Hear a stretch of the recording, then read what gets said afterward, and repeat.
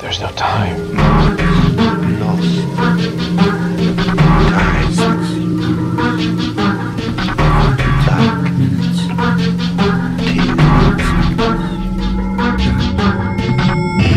The time is 13 o'clock.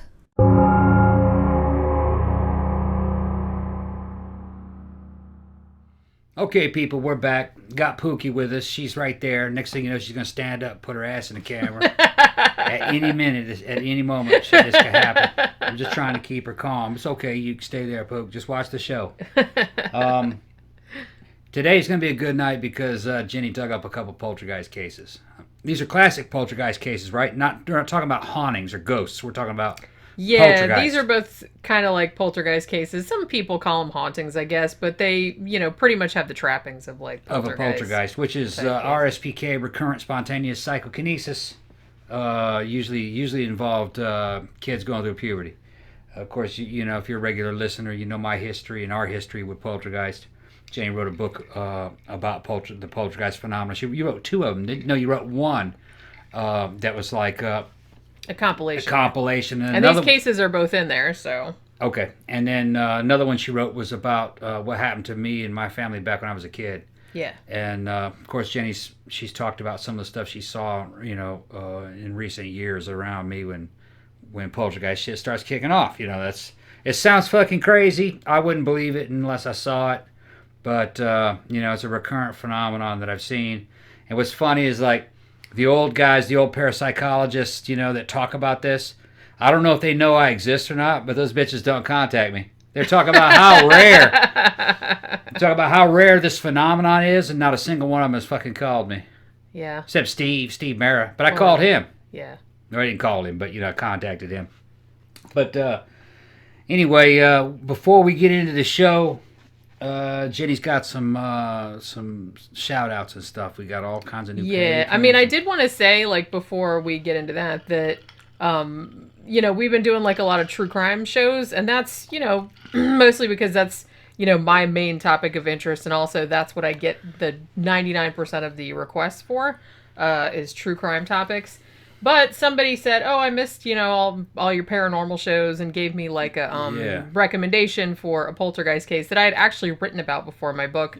And I figured, well, why not? It's like, it seems like good to do something kind of fun and lighthearted because I have so many like depressing topics to come in the coming weeks. So I miss paranormal too because, true crime can get on you after a while. For me, poltergeist is kind of lighthearted in a way, but, it might be creepy for you guys. It is creepy when you see it. Maybe as the show goes on, I might chime in, what it's like to see something or maybe what happened to me. It depends on, I don't even know what cases they are. Jenny can just pull these out. I don't want to say pull them out of her ass, but she can just pull them out. What are these, Jenny? What cases are these? We are doing the Black Monk of Pontefract. Okay, I know that one. Which, that was the one that was requested. And I said, I wrote about that one. And then I figured, well, I didn't know if that would take up like a whole show. I think that was more of a haunting, but go ahead. But, so then I decided to do the Brother Doli case, which happened in Wales. Which one was that? I'm not sure. Like, both of these cases, I'm not sure how much of the shit I believe. Okay. But, we'll see when we There have been into several it. good ones over the years, in the UK. The first one would have been... Yeah, these are both in the UK. Yeah, the first one would have, of course, been... what's the name? Enfield Haunting. Right, I got that book over here. That's more like what I saw and what my family saw. But that's probably the best, most documented case. Newspaper people and cops saw that one. But it was funny, nobody wants to talk about that bitch anymore. They kind of age out over time. I think the it's weird because for a while, I mean, I thought, even in the UK, I thought that Enfield was kind of the best known case. And for a while, I thought it was one of the best known British cases, particularly after The Conjuring 2 came out, which was kind of based on it. But when I was looking into, like, refreshing my memory about the Black Monk of Pontefract case, it seems that has become more famous than Enfield. Weird. I found shit tons of like paranormal investigation shows, ghost hunter YouTube channels, shit like that, going to this house because it's still there and you can go in there. and like investigate it. And I watched like a whole bunch of videos of people that did just that. And so I do feel like it's become like a lot more famous. I guess when I was writing about it for my book, which was, several years ago now, I didn't get the feeling, I got the feeling that it was like one of the better known cases in the UK, but I didn't feel like it was like nowadays that it was this really big famous case because it happened in the 60s. But apparently I was wrong about that, because there's shit tons of like ghost hunting teams that have been there, and like TV shows and shit like that over there. So it's kind of like a big fucking deal. Okay. The Brother Doli case, not so much. It seemed like there was kind of kind of a big brouhaha about it when it happened, like in the 2000s. But then it kind of like, I guess, because I think it faded away like in 2001. And then I think after that, it didn't really like get a lot of media anymore. Maybe because because it largely wasn't malevolent, or people didn't get the feeling that it was malevolent.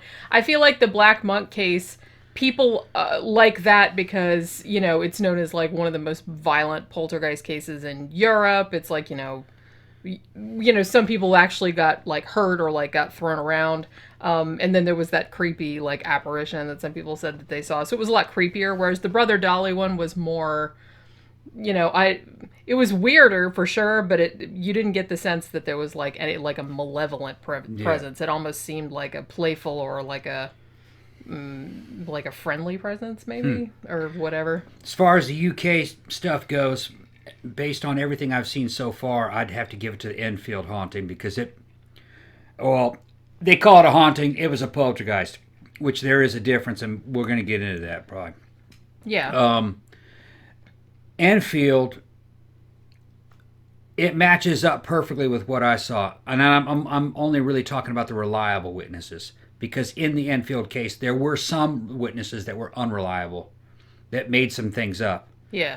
But what the cops saw, what the newspaper reporters saw, what Guy Playfair saw, and what was the name of the guy that Morris Gross. Yeah, Morris. And what Morris saw, that's basically what I saw. It's that same phenomenon. And Janet is a good, reliable witness too. But some of these people who are, standing out on the street saying that they saw her levitating and floating around, in front of the damn windows. Yeah, I wouldn't put too much stock I wouldn't in put that. much into that. Well, and it's hard to see things from the street up in a window anyway.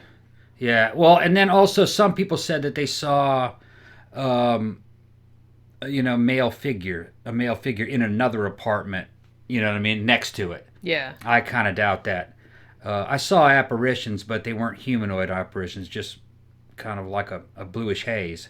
It does seem and like a distortion. A lot of the weird. cases that I wrote about, because like in my book, I did have a section where, people had seen, it was like a poltergeist type shit was happening, but then like people said that they saw apparitions. Most of them were not humanoid. Yeah. The Black Monk is an exception, but that didn't start out like that. That shit didn't happen until later on. But you know what? Allegedly. I gotta say this though.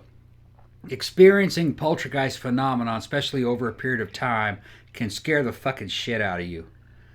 You might fool yourself into thinking that you saw a humanoid apparition. I'm going to grant that. Just because you were so scared you saw a humanoid apparition, doesn't mean that it was there. Right. And that somebody else that was there would have seen that. Like my Aunt Lois remembers seeing things that I know didn't happen. Yeah. But she was so scared, she connected dots that weren't there. Yeah. And that's very common. Like, we found a wax scribbling on a window that said go. It came from a damn bread twist tie. So we put go there. I showed it to them. Lois remembers seeing the damn wax paper write it. That didn't happen. Yeah. Red and I found it, and it was already written. Already there. Yeah. And the twist tie was on the floor in front of it. But she's in her 70s now, and memory has a weird way of playing tricks on you. I mean, It like, does, yeah. before Red died, you remember I'd talked to him over the phone, and he could remember certain things that happened that I forgot all about. Big stuff, Yeah. like what happened to the Hot Wheel cars, and Well, yeah, I can And- believe that you had forgotten. I had that forgotten because about and that that's one. why, like, before Yeah. we wrote the book, we definitely like had several long like conversations Yeah. with all of them, like And- over the phone. And the knife phenomenon of it throwing that knife and almost hitting the damn sliding glass door and then falling, I'd forgotten about that. Yeah. He reminded me of that and went, oh yeah, that's right, I forgot about that one. Yeah. And you would think that a big event like that would be. But you so remember- much shit So much happened. shit happened, right? And you even admitted that to me, like before I had Yeah. even talked to them. You said, "Look, it's like I know I can't remember every single thing that happened because shit was happening all the time." Yeah, every few minutes when it was really ramped up, every few minutes an object would move and it would mysteriously move. And a lot of times it was moving in other rooms where nobody was in there. You hear disturbances and stuff moving. At the time, we thought it was a fucking ghost. That was our only explanation for it. But as the years went on, the more I understood the phenomenon, the more I kind of like started hearing, educated guys come up with some damn theories in terms of, you know what I mean, like who's the anesthesiologist that came up with Hammeroff. Yeah, Hammeroff, Stuart Hammeroff, and he's friends with big ass fucking physicists and stuff. There's another way this phenomena could happen. And I think Hammeroff's got it right. Well, as I said, if this stuff does happen the way people have reported it, and I, said this in my book as well, if that is the case, then I don't think it's dead people doing stuff. No. I think it's some kind of Well, thing that we don't understand yet. Jenny's seen it. It's weird, isn't it? It is weird. It wasn't like, I was glad that I saw it. It didn't really freak me out. Yeah. You know what I mean? We told the story a million times. Jenny saw the remote fly off a fucking table. Yeah. And it Well, hit- what I didn't just see It was just a bunch of people whole that bunch were of there. people here. And when it hit the ground, it friends were sounded here. like a damn ton of bricks. Boom! And it didn't bounce. That was weird. And it's plastic. And it's plastic. It's just a regular TV remote control. And I was kind of zoning out, and when I stood up to look at it, I looked down at my feet, and there was a stack of coins. And I haven't touched any coins in a long time. I don't use cash around here. The coins came from kind of like a semi-abandoned little box that I had on the nightstand. That's where Yeah. they came from. And that was weird, wasn't it? A little stack of coins about It that was high. very weird. It was just like nickels and pennies and shit. Yeah, right It's where like- your foot had been. Yeah, and when's the last time we've ever fucked with any coins in this house? Everything's cards, plastic. Last time we were at Aldi, but that was like Yeah. 1/4 that was in my car. Yeah, but but not in the house. yeah, not in the house. No. And we don't deal with cash. We haven't dealt with cash in years. That was weird. And then things like doors, not people ringing the doorbell at night and there's nobody there. Garage door opening, doors that were locked, finding them open and they're still locked, like with the deadbolt.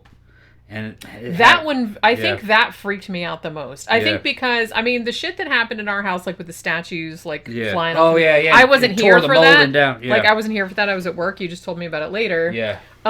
But the shit with the door, the back Yeah. patio door, that weirded me out the most because I was the first one to see that because I just got up and I was going to work and I looked out and I'm like, that motherfucking door is wide open and Yeah, the the deadlock deadbolt is was up. out and we never opened that door. Yeah. And even like, I don't think we've maybe opened that door 2 times the whole 8 or 9 years we've lived here. Yeah, and our cat Beijing was sitting there just And she was looking at it like, like, what why is the that fuck? open? Why is that open? Even she knew it was Yeah, weird. and it hadn't been open for long because it wasn't even hot in here. The place is air conditioned, Yeah. so it hadn't been open long. I think I left for work at like, it might have been 7:45 in the morning. Yeah. So I don't know how long it had been open at that point, but it's like, it was wide open. And then what else that weird that it happened? Oh, I walked towards the damn DVD player with a DVD in my hand and the tray opened up. That was one.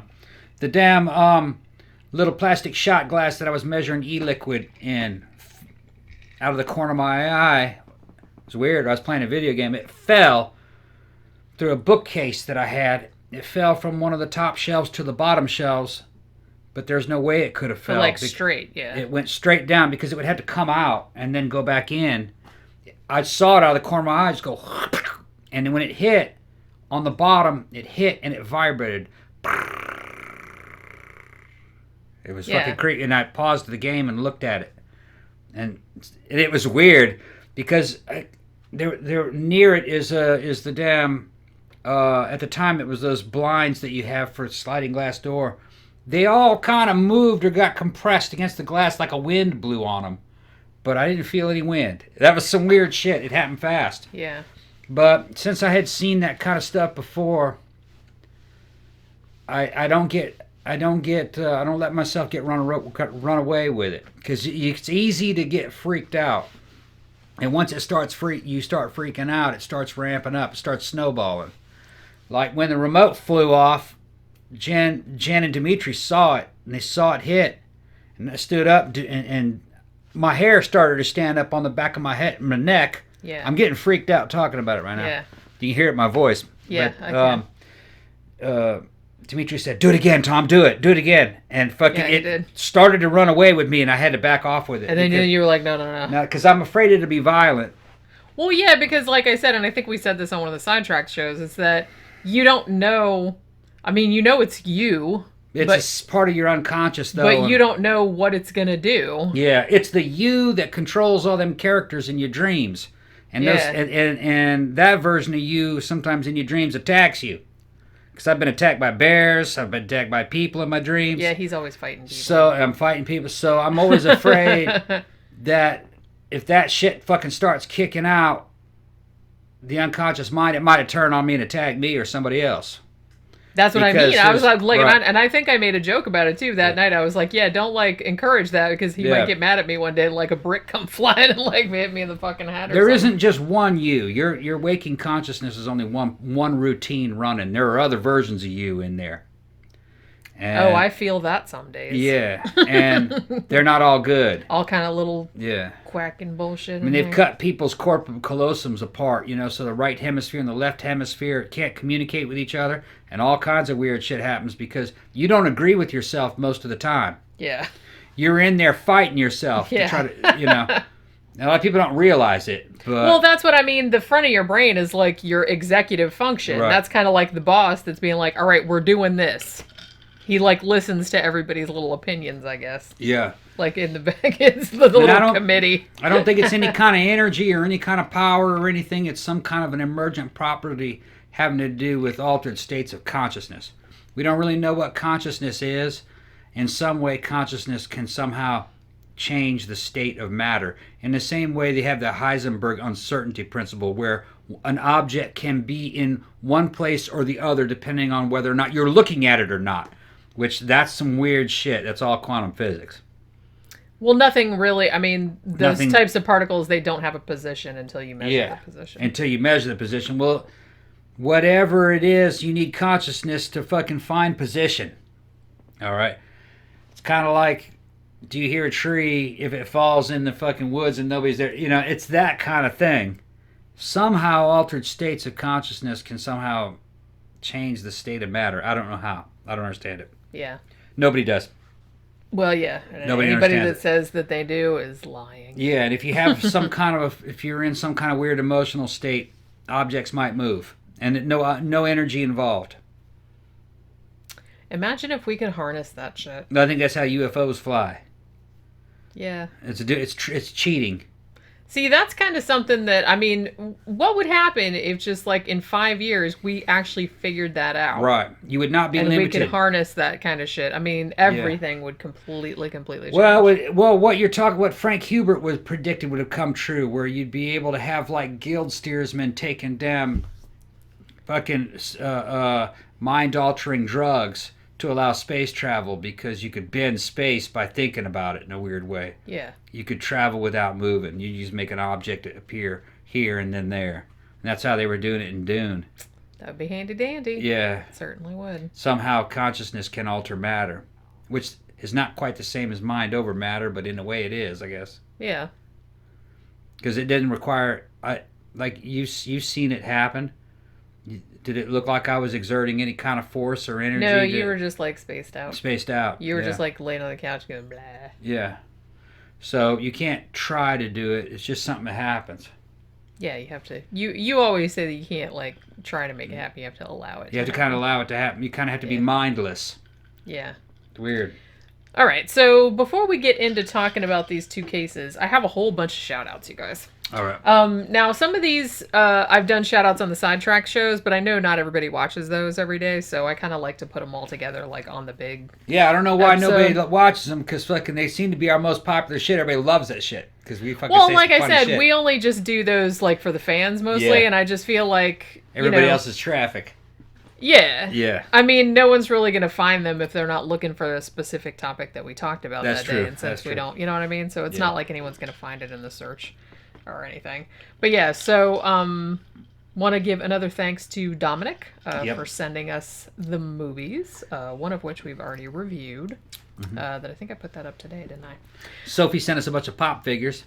Yeah, got 'em up. we did those on the sidetrack show, We did on like Sidetrack, which yeah. with I got all the members of Duran Duran, all 5 of the original members. I so got they're- 2 Eddies from Iron Maiden and Billy Idol. That's right. They're super. They're right back kick-ass. Yeah. I know. I just like I kind of want to take them out of the box, but then I kind of don't. Yeah, you kind of want to keep them in the box for collector purposes. I know. The boxes are cool.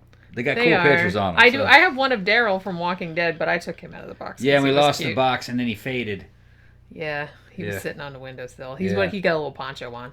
Mm-hmm. Also, another thanks to Joseph for sending us a whole shit ton of movies, including Dolomite, and Yeah. including Beetlejuice. Yeah, and, I got to see the other 2 Dolomite movies. Sent us some games and some CDs and just all kind of fun shit. There was like Yeah. 2 little care packages. That was awesome. Yeah, Dolomite was awesome. It was what was the name of it? What was the name of the Dolomite movie? Just Dolomite? Yeah, The it's just first called one? Dolomite. Okay, I thought it had like a different title. No. Like, okay. No, That was the a good second one. one's called The Human Tornado. Yeah, Human Tornadoes.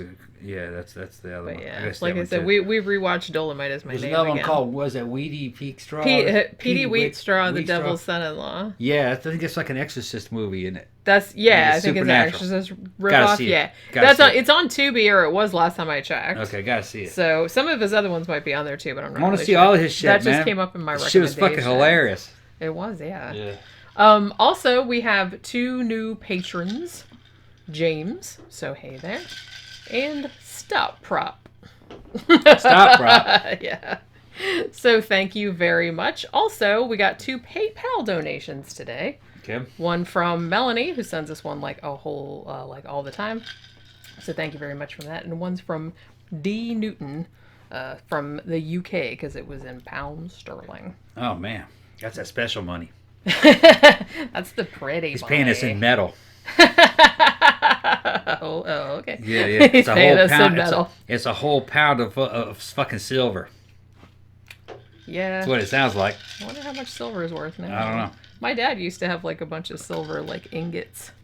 And he like, you know what I mean? I They were- remember him selling them like when silver was particularly high. They were like, out in of the 80s or grenadine something. syrup today because, For whatever reason. For some it's reason. Like, well, it's weird because we went to the liquor store Yeah. next to the Publix, And and they then were we out. went to the big store, And they Publix, were out. and they were also out of grenadine. so I had to make my own grenadine syrup. Made it out of damn Nothing else was out, pomegranate seeds. just grenadine. Yeah, pomegranate seeds. Cooked them up in I didn't get it.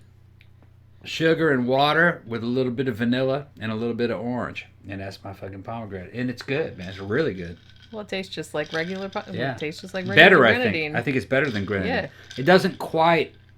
The color isn't quite good as the artificial shit. You know what I mean? Well, And it yeah, doesn't- but that's because they use like Yeah. dyes and various things, probably. the I'm flavor's just fucking mystified, like why grenadine was the only thing that they didn't have. People drinking their asses off. I mean, they had Yeah, but everything you else. think that but you'd think if everybody was drinking their asses off, which they were, and who can blame them? But why is grenadine the only thing that's gone? Because it's so common. I mean, It's very common, you know what I mean, in tequila In lots of sunrises different and drinks, a I lot of guess. different drinks. So, you know, I mean, that's- shit, man. I got a whole big thing of vodka. I got some Yeah. Zing Zang, so I could make some fucking Yeah. Bloody Marys because But I I'm- haven't had any of those in a while. I'm going to get off into making my own fucking syrups, though, now that I found that group of recipes. Well, yeah, before like all the bars closed down, we were talking to Yeah, talking to I our think bartender. talking to Dan or talking to somebody at Yeah. at iBar, and he was talking about making Yeah. all He said, all don't, different types of he syrups. said, don't buy that grenadine. Yeah. And I said, really? And he goes, yeah, you can make that at home for nothing. Make a whole bunch of it. And I remembered that when I went to the grocery store and he said that, that they were out. He told Yeah. me it was pomegranate seeds. Yeah, So I found it. or you can make it with pomegranate juice too, I guess. I used pomegranate seeds and a couple of cranberries, frozen cranberries I had in the freezer, Yeah, to make it try to make it a little more red. It's good. Yeah, it worked. Yeah. Vanilla and a little bit of orange juice in it. See, where there's a Fucking will, right. there's a way. When there's a will, there's a way. Not going to keep me from drinking, goddammit. They called for orange peel, but I didn't have any. Yeah, we don't have no orange peel. Come on now. We got lemon juice. Mm-hmm. I don't even think we have any lemons. But there's a bunch of other little syrups that you can make. I got all those berries in there. Yeah, you should start making some. Yeah. Make some fucking drink mixers, man. Yeah, drink mix. Yeah. Yeah. Yeah. Alcohol's getting to me. Already? Holy Already. crap. Already. We haven't even got into the cases yet. We're in trouble. He's we were doing all he's this gonna be yelling and like waving his arms around. I and, walked like, today. We did a bunch of exercises, did a bunch of lifting and shit. I walked 6 miles today. Yeah. I did. That's all right, though. All right, so you want to start talking about this first case? I want to hear about this first case. All right, this is the Black Monk of Pontefract, as I said. This actually started in 1966. And like I said, even though this one happened a long time ago and Enfield was more recent and there's like a big Hollywood movie about it and stuff like that, it seems like this one has more modern cachet, I guess. Maybe it's because you can actually go to the house. Because here's the thing. I guess the house has been empty, like no one's lived in it for many years. But I don't know if it's a council house or if somebody owns it, because the next door neighbor, it's like at the end, it's a semi-detached, so it's like not like a row house, but there's like another house like attached to it. So the woman that lives in the attached house, whose name is Carol, she has the key to the house, and she's apparently allowed to let people in there. So when ghost hunters come, you can come and just like go knock on Carol's door and be like, hey, can we do a ghost hunting investigation over there? And she'll give you the keys and she'll let you stay there overnight, because a bunch of ghost hunters have. And also, she will talk your goddamn ear off. So nobody actually lives in the house? Nobody lives there anymore now. Okay, I'm going to just say off the top of my head, this doesn't sound like a poltergeist. It sounds like more like a haunting. Well, no, it's because, I haven't even got into the, you haven't got into it yet? Into okay. the shit yet. I'm just saying that nowadays, maybe that's why you get so many shows and stuff like that set, that where they go to that house now, because it's easy to go to. Right. You know what I mean? There's somebody in there that will like show you around and let you in and let you stay there, which makes a good show. And like I said, this haunting kind of got a reputation for being like the most violent haunting in Europe. So it kind of has that mystique about it. It's hilarious because this woman that lives next door, I don't know how full of shit she is. I'm not really sure. But I guess she's from Yorkshire maybe, because she has a really, really, really thick accent. And so she comes over there, and every single ghost hunting show I saw that was like a UK based team, she was just over there and she just like told every single shit that like happened to her in the house and happened to her family members in the house and all this other kind of stuff. And it's weird because I'm going to say right on the outset, before I get into the shit that happened in the 60s, that whenever she does like her pre-thing interview when she's letting the ghost hunting teams in there, like small shit will happen in the house. Like, like a marble will go flying, or there'll be like weird noises or something. But as soon as she leaves, nothing happens anymore. I'm not saying anything. Okay. I'm just saying that's interesting. So it only happens when she's there. Yeah. And now she says it's because the poltergeist hates her and doesn't like her in there. Okay. So now you're opening up a new door. Now this is something that's been reported over the years. Sometimes older women can I think anybody can actually be a poltergeist focus. It's most likely it's a kid going through puberty. Well, that was the case in the 60s when these manifestations allegedly first started. But it's been reported that sometimes single lonely women can also be good poltergeists. I have written about a few cases like that. Remember that? Yeah. And because I'm at the time I was in my 40s and a man in a relationship, I would be an outlier. Yeah. In terms of poltergeist focus. But Jenny knows more about me than you people are ever going to know. I'm an outlier on a lot of shit. When you say, Jenny? Yeah, you definitely are. My shit wasn't normal. No. Well, not in the least. No, there's... Ooh, now everyone's interested. Which I would be a statistical outlier, I think, on a lot of things. Yeah. When you say with life history and everything, yeah. Oh, definitely. Yeah. So, You know what I mean? You can't look at the poltergeist phenomenon and say it's only limited to kids. That's a stereotype. I think it's the most likely, but adults can do this too.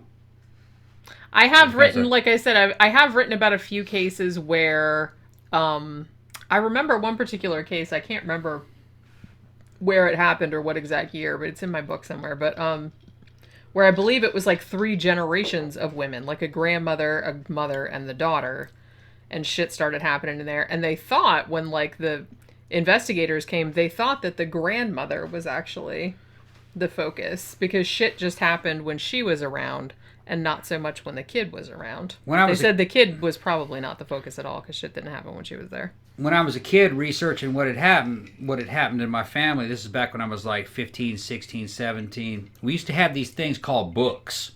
They don't hardly have them anymore.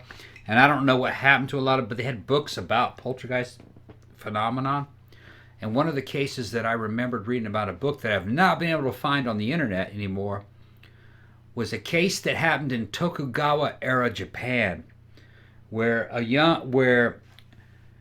silk sheets and silk robes were being torn in half, and pots and pans were flying up in the air and being thrown through the rice paper walls of a house whenever a young servant girl, Japanese servant girl, was around. They didn't. The people didn't know what to make of it, but you see, you're not dealing with a Western civilization, so you're not dealing with Christians. They thought it might have been evil spirits, so they called in a samurai. Now, a samurai isn't always a motherfucker with a sword, if you know anything. A samurai was any educated upperclassman. Most samurai never killed anybody. They carried the sword, but they were scholars, a lot of them, during the Tokugawa period. A samurai came in who was evidently a very good, what they would consider a scientist and an investigator, and he figured that it was not evil spirits, that it was this girl, because it happened around her, and that there may have been an imbalance of her chi. Yeah. And he prescribed firing her. Problem solved. Which is weird when you think about it. When you think about chi ended up coming into Western culture in a movie called Star Wars. So you're kind of talking about the Sith and the Jedi in a certain way, you know what I mean? A disturbed person might have some weird phenomenon happen around him, and George Lucas got this from writings like this, you know what I mean? These ideas predate Star Wars, but that's kind of what we're talking about. Yeah. You know, which I find that fascinating. And for a while, I kind of gave too much weight to Star Wars until I realized, I saw the new ones and I was like, they're making this shit up.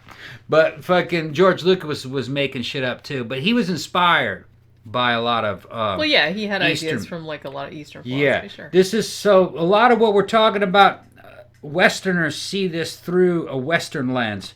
An Easterner would see this through a totally different lens. Yeah. You realize that? A Westerner is going to see it with demons and through religion. An Easterner would see it through the lens of chi, energy. Yeah. Life force. Which is probably closer to Which I think is closer to the truth. Yeah. That's their explanation of it. I don't think it is either.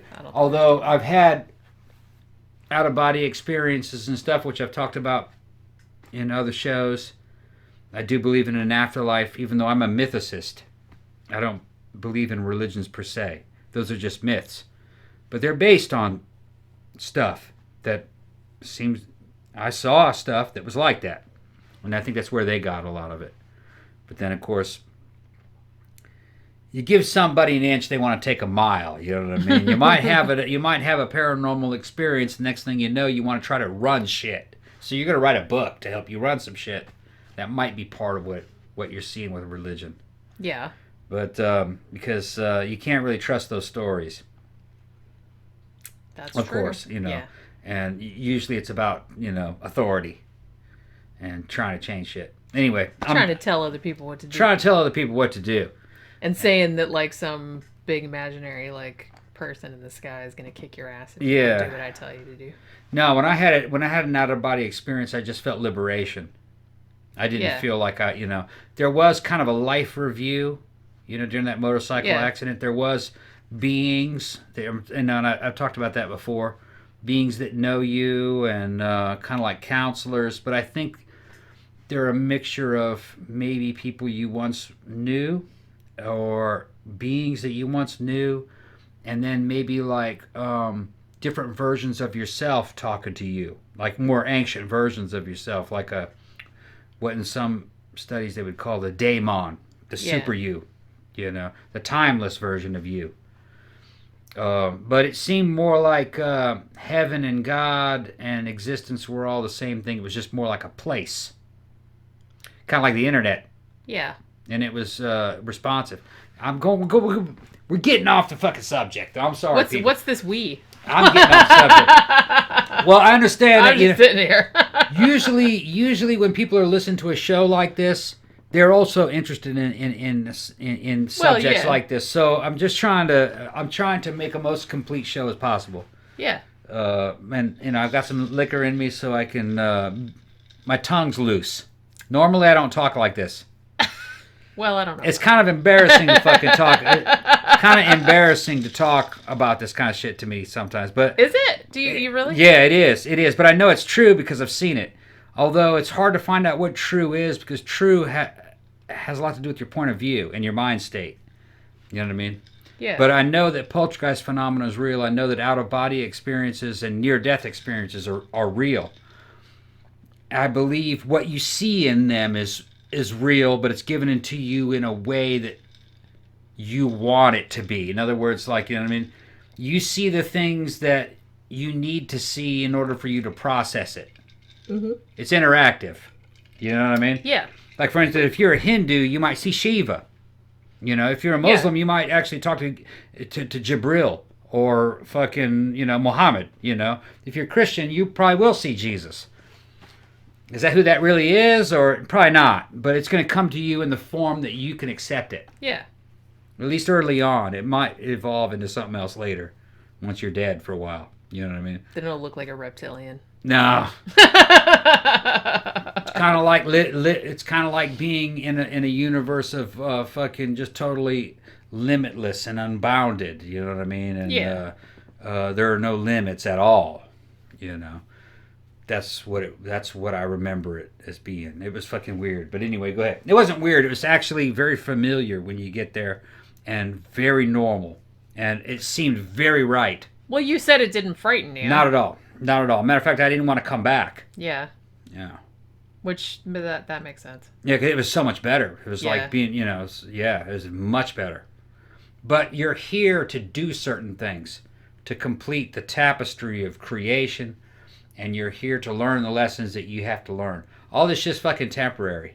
Yeah. You know what I mean? But on the other side, it's a singularity. It's fucking awesome. You'll see, Jenny. Jenny was like, man, I'd like to see the poltergeist. And I showed it. It came. Yeah, it took a while. Because like I said, we talk about it. We were talking about your case for a long time because we were working on the book and we were talking to Lois and Red about it and everything. So it's like for months and months, it's like all we talked about because we were working on the book. I started to get kind of creeped out. Yeah. Well, you said that sometimes you didn't. You were like, I don't want to talk about it anymore. Yeah, I started to get kind of creeped out. Yeah. Well, it was kind of like, remember you said you felt like something was watching you. Yeah. It was like that. Yeah. I feel like I'm being watched. Yeah. But I know it's like another version of me. I'm afraid of it a little bit. I don't have that sensation too much. I've had it a couple times. Like I said, I think the worst time I had it was at Big Lots that time. But I've had it. I had it at my grandmother's house one time too. When I was just like sitting at the dining room. This is the only time I ever had that, like in her house. I didn't think her house was haunted or nothing. But, and I lived there for quite a long time. But I was just sitting at the dining room table one day and all of a sudden I could have sworn that someone was standing right behind me. Yeah. And it wigged me out. And well, cause I went like that, I was like, what the fuck? And it's like, the creepy thing was that my grandfather's ashes were in the cabinet behind there. So I don't know about that. But it's like, it was really, really. That feeling of having somebody watching you over your shoulder is super intense in a good poltergeist. Well, this was really intense. I would have bet $1,000 that someone was standing behind me. Yeah, something was getting ready to happen. Yeah. I don't understand it, but somebody I don't was have there. it. I don't have it very often. I think Right. I've only had it like maybe twice or 3 times. Somebody was there. But yeah, it was really weird. It's also, all this shit is also related to dreaming true. I dream true a lot, and sometimes in the middle of a dream, I feel like I could exit the dream and go into an astral version of reality. That's another subject, though. But the thing is that your normal animal instincts tell you not to do that, because it's like it's cheating. Yeah. Like you're not supposed to do it, because it's not time. That's where you're going to go after you die. Yeah. So you can just wait. Yeah, right. You're here to play this role now on this stage. They don't want you getting off a stage and taking breaks and cheating. And existence isn't about this life so much. It's about learning from this life and the limitations that you have in this life. You know what I mean? It's like you've chosen to watch this movie.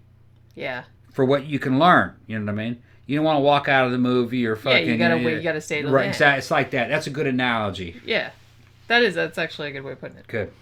So, aside from this being like one of the more violent poltergeist outbreaks, allegedly, it was also one that very weirdly, and this doesn't happen in a lot of these types of cases, your initial manifestations when they happened, they happened for a little while and then they stopped for like 2 years, but then they started up again 2 years later and they were like worse. You know what I mean? Yeah. Which doesn't happen a lot. So, the first time that this shit happened, it was in 1966. Now, this is a house, it's at 30 East Drive in the town of Pontefract. Like I said, it's still there. You can go visit it. The first people that moved in there were the Pritchard family. This was Joe and Jean Pritchard, who were the mom and dad. They had a 15-year-old son named Philip and a 12-year-old daughter named Diane. Those are good ages. Yeah. To for something like this to happen. Okay, go ahead. So the first things that happened, they moved in, and I guess they had been there maybe for a month or two. Like nothing seemed completely weird or anything. September 1st, most of the families, the mom and the dad and the daughter, had gone away like on vacation. They had gone to Devon or something, like to visit relatives. So Philip stayed in the house, and his maternal grandmother, Sarah Scholes, came over to the house to watch him, because he was 15, so I guess they didn't want to leave him on his own for however long they were gone. So Philip's he might out. Start touching himself. Gotta watch. And grow hair on his palms, yeah. So he's out like messing around in the neighborhood with his friends or whatever. His grandma is at home like doing her knitting or whatever. Now Philip comes home, and the first thing they notice was this really, really cold, chilling wind blowing through the house. Even though the day was quite hot, it was only the 1st of September, so it was still like, I know it's England, so it that gets kind of colder. checks out. Yeah, that was the first thing. Then, as they were both kind of sitting in the living room chilling out, they see this weird powder. They said it looked like chalk powder. You know what I mean? Like when you bang erasers and stuff. Yeah. They said it looked like that, but it looked like it was coming out of midair and that it was like falling on the furniture. Okay. Like this kind of like thick like cloud of white dust. It sounds like Poltergeist already. Yeah, and like laying on the, furniture. So at this stage, they're both thinking, I mean, it wasn't scary. They were just like sitting there going, Like, what the hell's that? What the fuck is that stuff? Yeah. So they go across the street. They had a neighbor who was a friend of theirs named Marie Kelly. And they went over there and they said, hey, there's some weird shit happening at the house. Why don't you like come over here and check this out and see if you can figure out what this is? So Marie comes and looks at the dust and she's like, I don't know what that is. She goes in the kitchen to get like a washcloth or something like that to start cleaning the dust up. And then when she's in there, there's like a puddle of water on the floor and she slips on it. This sounds like classical Poltergeist. Go ahead. Yeah. Go now ahead. So she cleans that puddle up. Yeah. And apparently, as soon as she did that, another one came. That's Poltergeist. Yeah, well, see, that's what I told you. Yeah, that's Poltergeist. There's puddles a weird are a big thing. We didn't have any puddles in mine. But this whole thing where it does one thing and then it does it again and then it does it again and then it does it again, it's not, you know what I mean? There's no way, you know what I mean? It's just too much of a coincidence. Yeah. But in other cases, there was puddles. Yeah. It's common in other ones, but mine didn't have it. That is a very common thing. And it appears out of nowhere. You don't see it. You like turn puddles around, there in it is. weird places where there shouldn't be puddles. Right. You just turn around, and there it is. So you clean it up, you turn around, there's another one. Yeah. You didn't see how it got there. Right. Well, mine did that, but it just did it with like objects. Towels or something, like little hand towels. There was one case in Atlanta where the puddles were blood. Yeah. Although I would have liked to have 3 drops of blood appeared in ours. Yeah. I got photographs of that. Lois still has the damn piece of paper. I got to get that because I'd like to do a DNA test in that. Yeah, I wonder if there's enough. I wonder on whose there. blood that is. But I would. Too bad they didn't grab a sample of that blood to make sure it really was blood and then figure out whose it was. I think it's blood being teleported out of the body. Well, That's I think in that case, as far as I could determine, they did test the blood. It was human blood. It wasn't the same type as either of the people that lived in the house. It was actually an elderly couple that lived in the house. Okay. And they did test the blood. It was human. Oh, I remember that case. This one where the blood was all throughout the house. Yeah. Oh, that was weird. I remember that case. And they had lived in the house for a really long time and nothing had happened. Yeah. And just like all of a sudden, like suddenly, apparently one day, and it's just like, oh, they were like in their 70s or something. Yeah. And then like all of a sudden just blood started like... Could have been that somebody bleeding ran through the house. I mean, that's the only... Well, the first thing when the cops came is that, well, they thought like an animal had got in and stuff, but then they couldn't find an animal first thing, and then when they tested the blood, it was human blood, but it wasn't the same type as according as to the either test. of them. I wonder if a modern test would show it as human. Yeah, because this was... Well, it wasn't that long ago. It was in the 90s or 2000s, so it wasn't like it was in, like a long time ago or anything. Well, that first poltergeist case had blood that I was involved in had blood in it, but it was only 3 drops. Yeah, and they're pretty small. Like I've seen the photo, but yeah, it wouldn't it would surprise me if all of that blood from that case was human. Yeah. I just don't think that your unconscious or your subconscious would steal that much blood from you or someone else. That's what I mean. It's like, if I feel like, the way they described it, there was like a lot of blood. Yeah. And for a while, like the cops kind of had to close the house off. Sorry, because they were like, well, this might be a murder scene. So there was like enough blood there to like be concerning. Based on what I saw in the past, I don't know if it applies now if it comes back, but based on what I saw in the past, there was like a safety mechanism to the phenomenon. If you got too scared, it would stop. It had the power to kill a person, but it never did it. Yeah. You know what I mean? That's quite rare, actually. All it would to kill a person. all you'd have to do is put something very heavy above a door, so when you open it, it falls yeah, on you it would or fall. some It shit could just like that. it could just Or drop the fucking roof on it. It could have done that kind of shit at any time, but it didn't. As if there would have been repercussions, or as if might not be, that might be against the rules somehow. Or, I don't know. I don't know why. Yeah, because you'd think, and particularly in your case where you said that it threw a knife across the room, it could have, stabbed somebody. You could throw a knife easily across the room, and the knife fucking went point forward like a fucking arrow. Yeah. Shot in a straight line. Like what if whatever. that went into somebody's head? That would kill him. It wasn't in an arc, like thrown. In a straight line, like whatever had it, still had it. And then as soon as it got to the damn sliding glass doors, it stopped dead and fucking fell right at my feet. Pow! And it was like a bullet. It was fucking weird. It was and when it hit, it didn't bounce, just like that remote. Yeah. Boom! Yeah, that remote we said that it looked like there was a magnet, in the floor, that it just went... And my fucking hair just went like this. I remember it, you know what I mean? And I was... And fucking Red was sitting in that other couch over there looking at me, and his eyes were like that big. And I just shut down. I guess that's why I didn't really want to remember it. Well, yeah, that could be a little traumatic. Because when it hit the ground, it was like 3 feet in front of my feet. I had my feet down. Yeah. It was like right there where it hit. Creepy. Yeah. I think I'd be wigged bizarre. out by a poltergeist throwing a knife. And it still had cheese on it, where Lois had been slicing that damn cheddar cheese. Yeah, because she'd been cutting cheese and crackers. Yeah, and it was a kitchen knife. Yeah. Like the kind you see me use all the time. Yeah, like our 16 inches silver. long. Yeah. Shit. So yeah, so this case, yeah, so the lady goes in the fucking kitchen, cleans the puddle up, and then another one sprouts up. At this stage, they're like, okay, well, let's cut off the water supply and see what happens. They turn off the water, and puddles still kept forming. like particularly in the kitchen, like it was a linoleum floor, I believe. So then the neighbor says, okay, well, we're going to call a plumber. So they call the plumber. The plumber comes over and, surprise, surprise, does not find a single problem.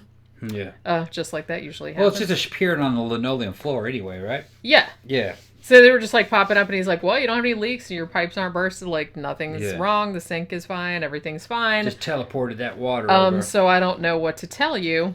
So the plumber left, evidently, and the puddles continued to form for about an hour after he had left. So by the time that evening, like, came around, I guess Philip and the grandmother, like, kind of sit around going, I wonder what this could be and shit. I think the neighbor went home at this point. But the kid and the grandmother, they go in the kitchen and they see that the counter, which had been clean previously, had tea leaves and sugar, like, spread out all over. Yeah. And then they said they had, like, a tea dispenser, like is a big thing that they have in the UK, I guess. And the button was going in and out on its own and, like, squirting tea all over the counter. Okay. Like, so they said that they saw it doing that.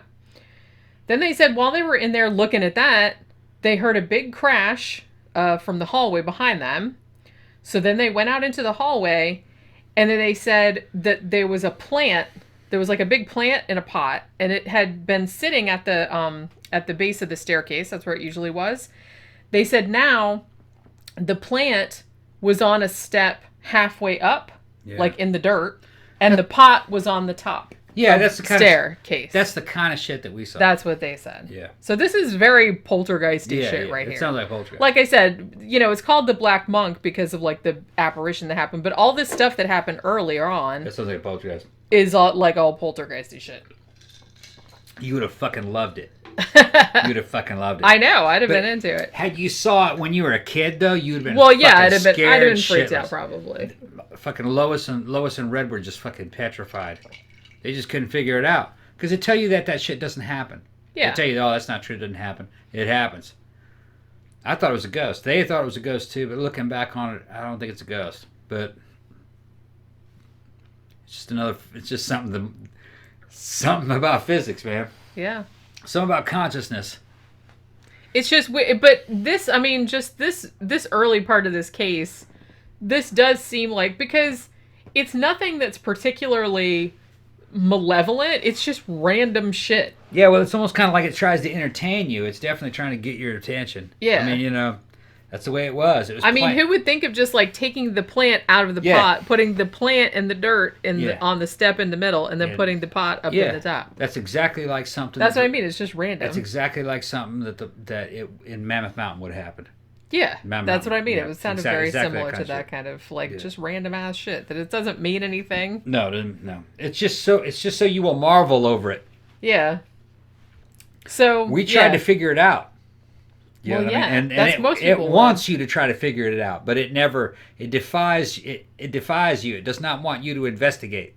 Well, because like I said, it doesn't. It seems like it doesn't mean anything. It doesn't have like any deeper meaning what it's doing. It's just doing random shit. It liked attention, but I'm telling you, man, it's the unconscious mind. Yeah.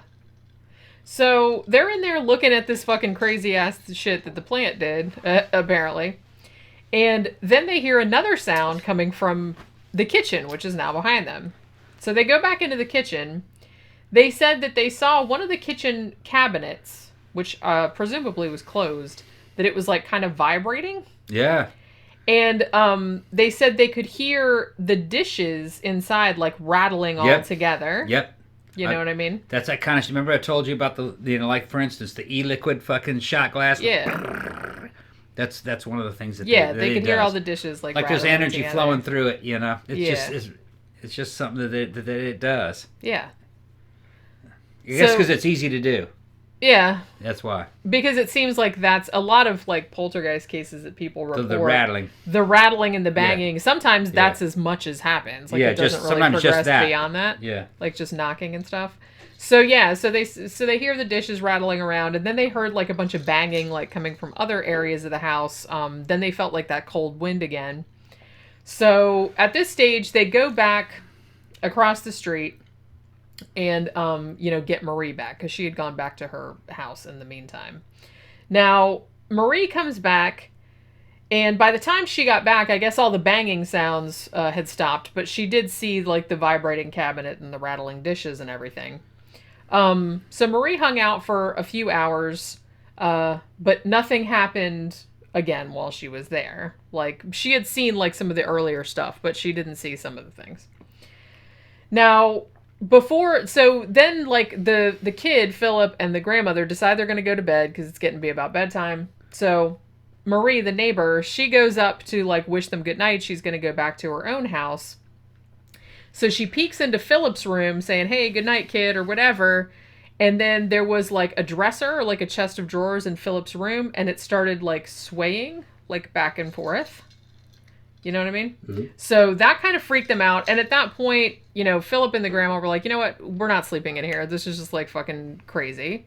So they went across the street to Marie's house and slept over there for the night because they were too wigged out to sleep in the regular house. So a couple of days later, the rest of the family, which was, you know, the mom and dad and the daughter, they came home from their vacation. Now, by the time they got home, nothing else had happened in the house. You know what I mean? Like, all that time. It was just pretty much that one day, like, all this crazy shit happened, and then, like, nothing happened. So Philip and his grandma, like, start telling them about all this crazy shit that happened. And I'm not really sure that mom and dad really believed them, because it wasn't happening anymore. Right. So they were just kind of like, well, we don't know what to tell you. And they're like, no, for real. It's like all this really crazy shit happened while you were gone. And they were like, well, there's got to be some logical explanation, just like everybody in every haunting episode says. Usually the man says to the wife. Yeah, that's like my uncle. There has to be some logical explanation. Red was trying to pull the carpet up and fucking looking at it. He thought there was a secret door into the damn room. That there was like a trap door that like people were climbing. Well, that's the first thing you try to would rationalize it, but you know what I mean? I mean, you do have to like, you know, get to the bottom of every single like, you know, rational explanation of what it could be before you can posit. This kind of shit sounds unbelievable to a person who had never seen it, but it does happen. I've seen it. Jenny's seen it. She only got a little taste of it. Yeah. Fucking, you know what I mean? It would have been much cooler had you seen like the full blown shit. Well, yeah, I'm kind of jealous. It fucking changes. Although the more we talk about it, like I said, and we said this on the Sidetrack show the other day too, the more we talk about it, the more likely it is it's probably going to start happening again. I don't know. I was young back then. Yeah, but I mean, we talked about it a bunch before, and then it kind of started as like. But it took months to ramp that up. That's true. And it only did a few little things. And it just did like a couple of things. I mean, so, I don't know. When I was a kid, you could fucking wrap it up pretty quick. Well, yeah, because you said it only went on for what, that like testosterone 2 weeks, had a lot to do with it. I need to get on that fucking TRT. Get on that fucking TRT. Fucking, like all kind of like I'll take some rad 140 and fucking that fucking testosterone, artificial testosterone. Fucking all kinds of shit will be fucking moving through here. She'll be flying around all over. I think it's partly linked to the sex drive. That's how. Well, it could be. I have felt like heard other people say that it has that's tied in with like puberty and stuff, which you know it would make sense, I guess. Yeah, at that time I had that, you know, so it was like a booty manifestation. Man, it just stopped. You manifested a booty. Really? Out of thin air? I don't know. You don't know what you're talking about. Yeah, so it's like, so the rest of this family had come back, and they hadn't seen any of it, because like I said, they'd been away. So they were just kind of like, well, it was probably just this, that, and the other thing, yada, yada. And then nothing happened for 2 years. Yeah. 2 whole years That's went odd. by. That is very weird. Usually when Poltergeist goes, it goes. But Yeah. mine came back after fucking what? How 30-something years? But, you know. True. Although other things happened in the interim, but they just weren't that strong. Yeah. Other phenomena happened. Yeah, this is just weird because it was like a big 2-year gap, and then it seemed like... Because it seemed like the initial manifestation, from what I could read about and determine, most of it seemed like it just happened over like a day or two. Like while just the son and the grandmother were in the house, and the neighbor. Most Poltergeist episodes only last about a week. Well, yeah, most were like really, really short. Yours was only what, 2 weeks? Something like that? About like that, yeah, about 2 weeks. Yeah, I think it ended up being like 2 weeks. And it was at several different locations. Right. Because it kind of like followed you around. Yeah. 3 different locations, yeah? Yeah, that was, well... Sort of. Kind of. 2 major locations. 2 major locations and a bunch of little ones. Yeah. We could count here, too. True, so that's 4 locations. Right. So it's gotta be. It's gotta be you. Stuff that happened when I was in the army, though, too. That's true. So that's 5 locations. Which you know what I mean. There was so. If you could, you know what I mean. If you could do it, then you can kind of do it anywhere at any time. Yeah. But I think it's mostly around puberty is the strongest. Yeah, that does Around seem that to be. time. I mean, most of the cases that I wrote about, because there was over 100 cases that I wrote about in that book. Probably, I don't know the exact figure, but at least 90%, if not more, of the cases, there was a teenage kid. 12, 13, 14, involved. 15, around that time. Almost always. Yeah. Not always a girl. It seems like it's kind of... I feel like people get the impression that it's like always a teenage girl, but it wasn't always. Probably a little bit more often a girl than a boy, but not really... I mean, I've heard both. There was a lot of boys too. I've heard, sometimes some people will say, well, no, there's a slight edge towards the girls. And then other authors have said, no, there's actually a slight edge towards the boys. Yeah. I think it's probably 50-50. Yeah, I didn't really notice like a huge disparity, to be No. honest with you.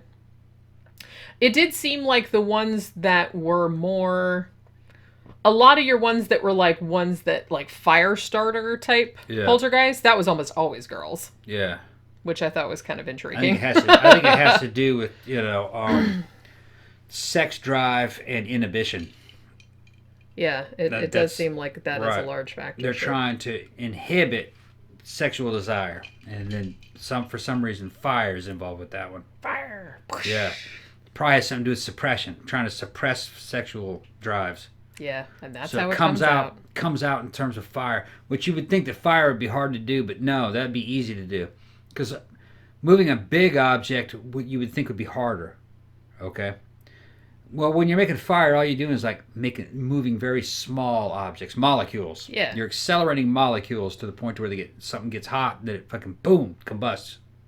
And fire starters, there've been many of those actually were documented over the centuries. There's lots of those. It's always girls. It's almost always girls. Yeah. I'm trying to think of like the cases that I wrote about in there. I think every single one of them was a girl. Yeah. At least where they knew where the focus was. Yeah. Maybe not. Maybe there was one that was a boy, but I'm not really sure. I can't remember now. Boys tend to be telekinetic. Throwers. Yeah. Things levitating, things being thrown. Noises. Rattling. Man, a couple of those cases of the fire starter girls, like the Thora fire starter and ones like that, it's like some of them were like really destructive. Like one of the girls burned a whole house down and a barn and like the whole fucking farm. She burned the house down slowly. Yeah. Little black spots would appear and go out all over the fucking house and the walls. Yeah. A lot of them started like that. Yeah. I think that was one of them started like that, and then she ended up burning down, I think the chicken coop burned down first, and then like one of the barns. And it was a black girl, wasn't it? No. It was not that one. Another one was a black boy that was doing. That was in Illinois, I think, maybe in the 40s, I want to say. That one burned down 3 houses, several houses. Farmhouses. And it was stuff in the drawers would start smoldering. Mm-hmm. And they'd open the drawer. I'm pretty sure that happened in Illinois. They'd open the drawer and they'd just find smoldering clothes. Yeah. It's weird.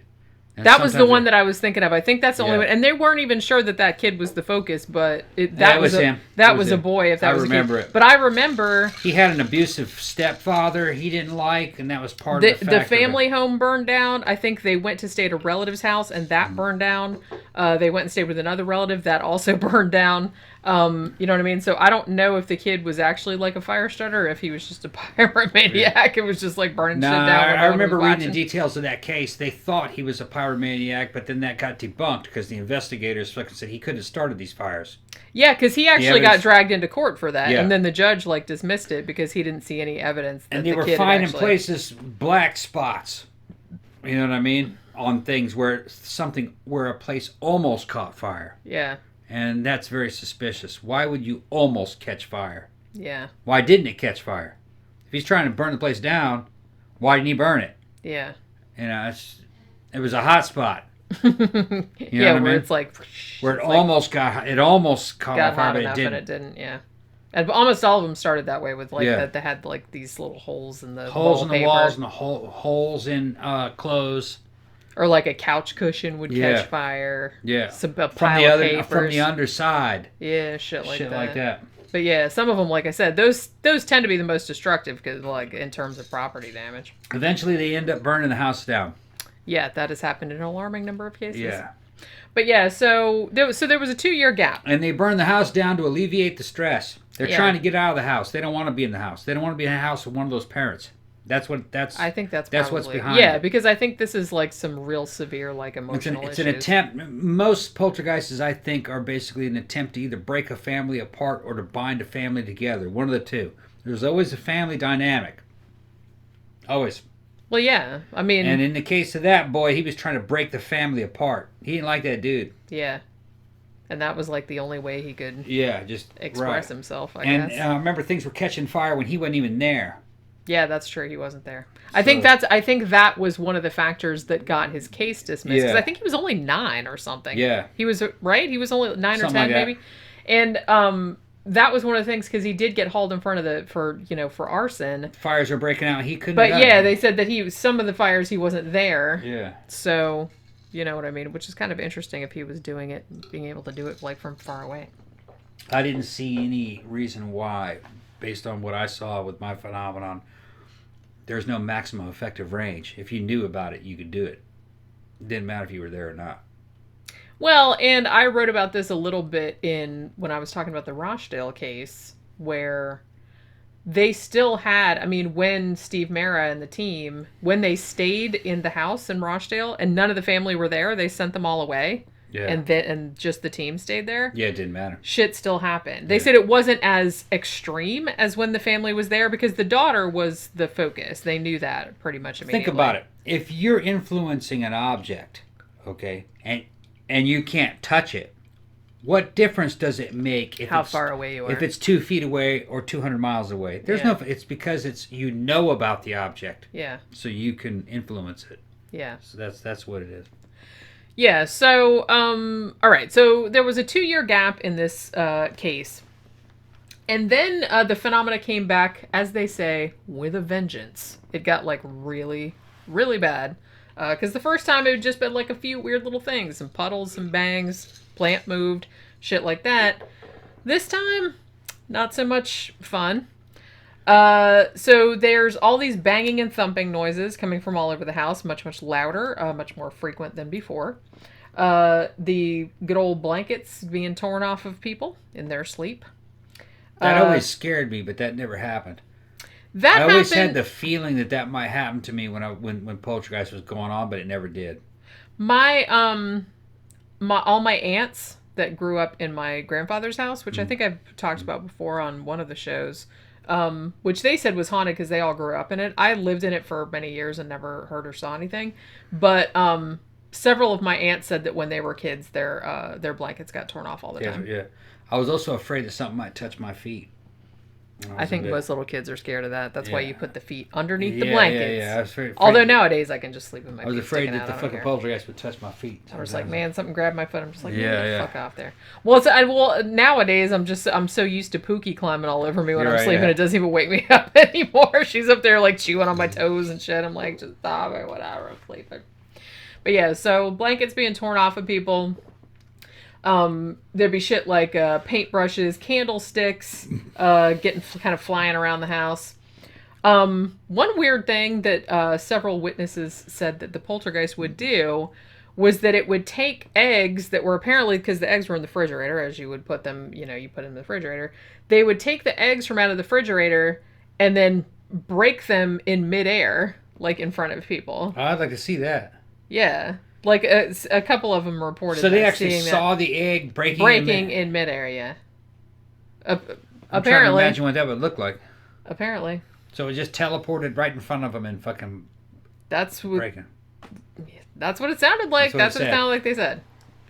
I didn't see anything like that, but fucking I would. Yeah, like to see that would be pretty weird seeing something like Yeah. that. That's pretty crazy. Another thing it would do was it would take like all the food out of the fridge and like spread it out on the floor, like while no one was looking. Yeah. You know what I mean? Like it would just like pop it. I out heard the of a fridge. case one time where eggs were just falling on the floor in front of the refrigerator, as if it had fallen through the door. Yeah. I've heard of that. But they didn't see it coming through the door. Yeah. They just saw motion and the egg breaking in front of the dam. There was a case in Australia, Humpty Doo. Yeah. Because Australia has the best place names. That's some weird... yeah, Humpty Doo. I live in Australians. Humpty Doo. Humpty Doo. Fucking Australia. All these cheerful, funny... We love you, Australia. Fucking names and shit. They're gonna You come guys up are with. such goofballs. I love it. But yeah, so there was a case like that in there They're where... pretty, though. They are, Those yeah. bitches are pretty. But they had a thing where, I mean, a whole bunch of bad shit happened in that particular case, but they had a thing where like eggs were flying around and breaking all the time too, like that come out of the fridge. Mm-hmm. But apparently some of these witnesses in the Black Monk case said that they saw eggs essentially like apport out of their refrigerator and just like breaking. Tell them what an people's apport faces. is. I mean, in my case, there was a lot of apportations. Things just appearing.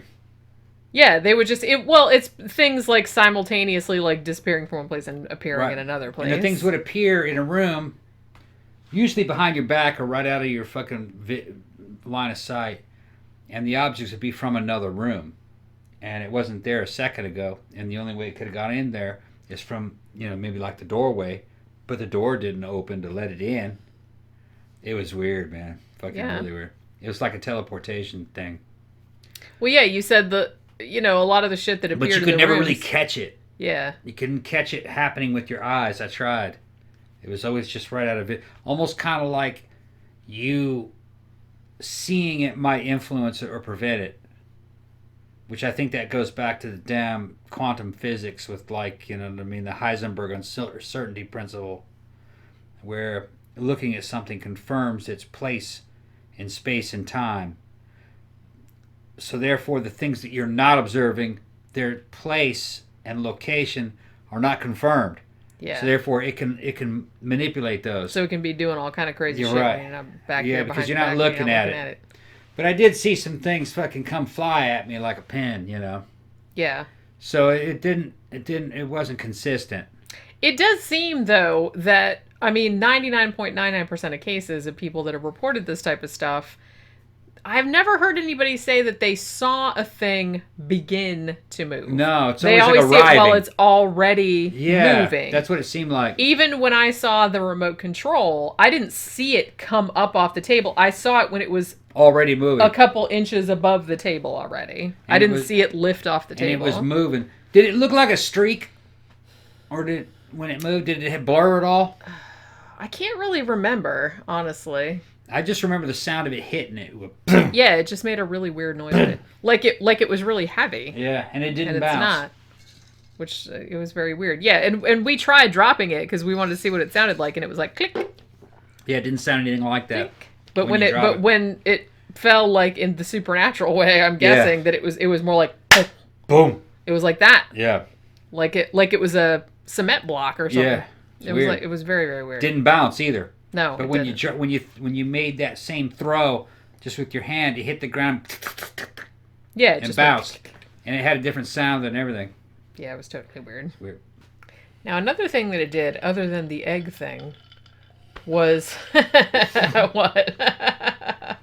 We cut away. I come back and the drinks fell. You guys saw that, didn't you? It's a continuity error. Continuity error. Not really. It's just because we stopped and went to the bathroom and refilled drinks. Yeah. But yeah, Wookie refilled his drink. I'm going to do mine on the actual break.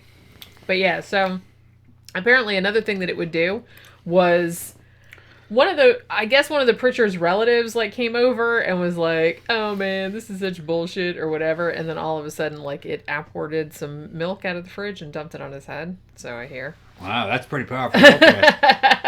That's pretty powerful.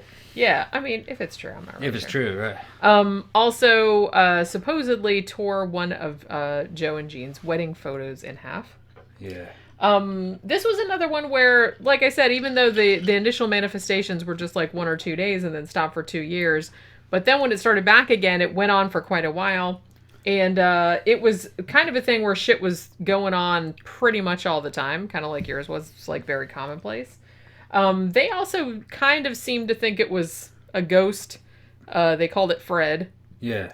Because they said most of the time it did prank-like shit like Yeah. that, where it would like break the eggs, it would like, throw all the shit out of the fridge or whatever. However, it also did some more troubling things. They did have an exorcist in to bless the house, as you would.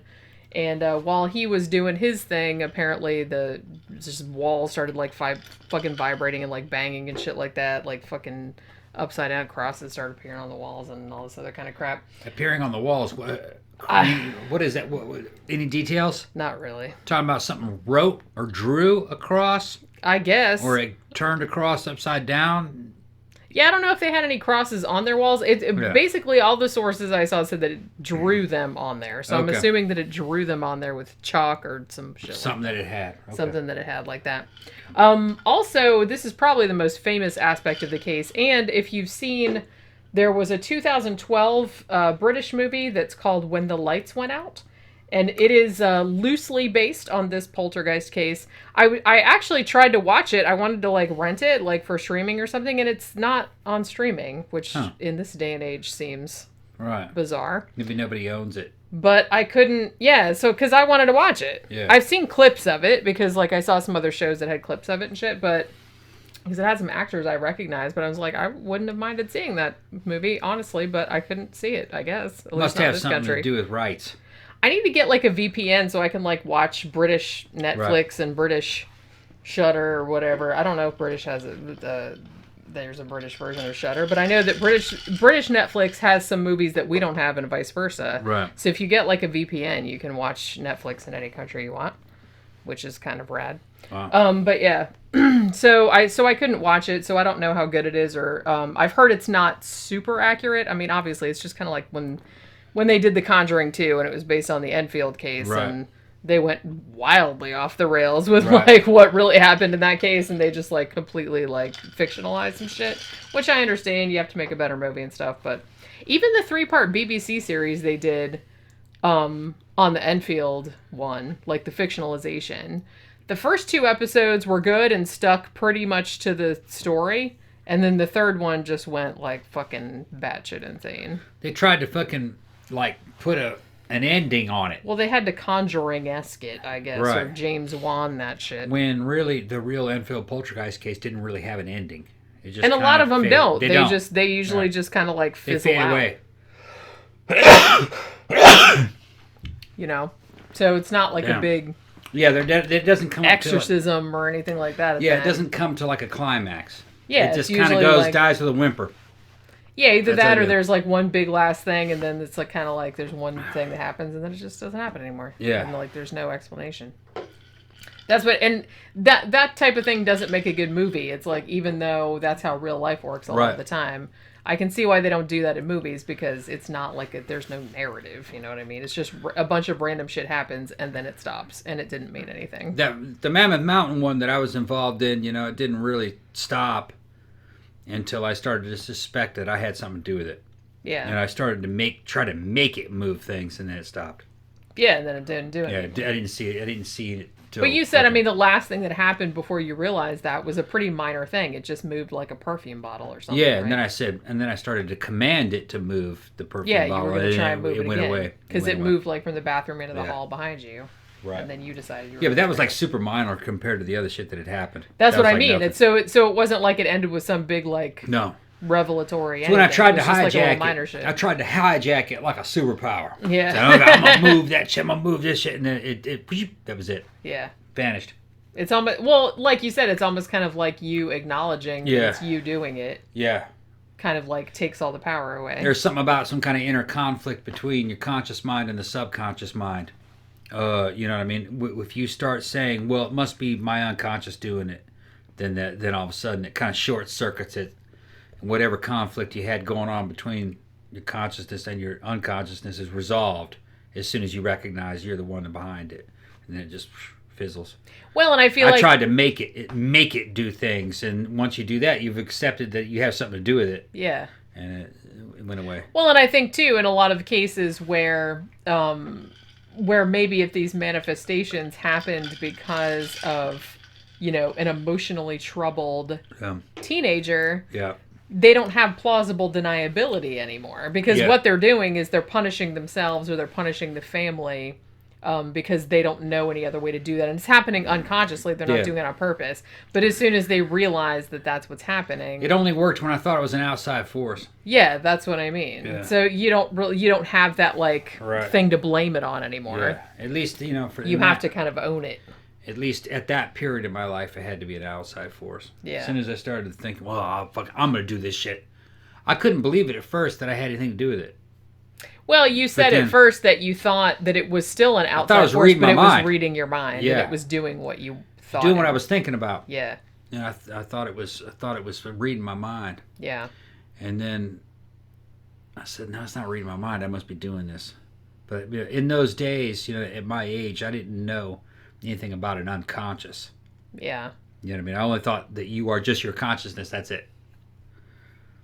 But some part of me went, okay, then I'm going to fucking make it, dude. I'm going to make it do this. I got real, like, fucking proactive about it. I manned up on the shit.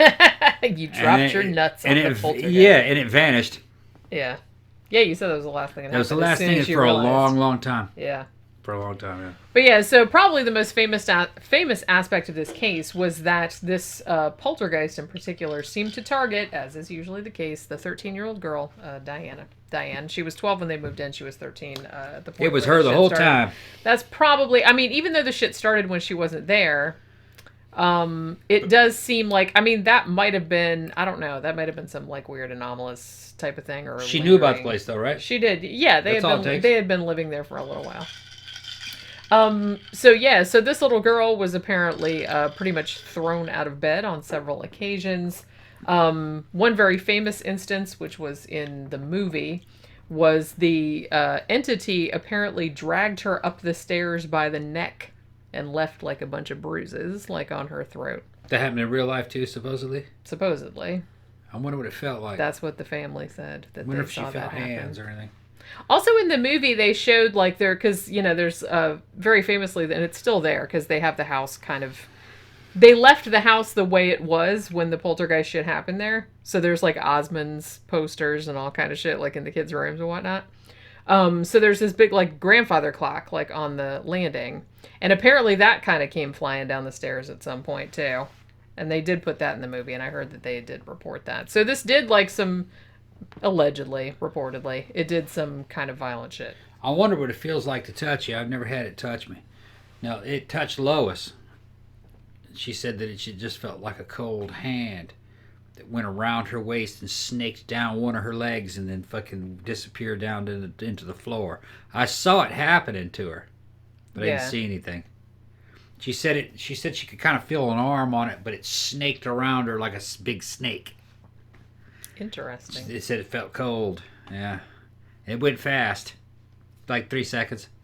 I don't think I want that shit. Yeah. It said it fucking went around her waist and then fucking coiled down one leg, and it felt like, you know, because she said it felt like it was about 2 or 3 feet long.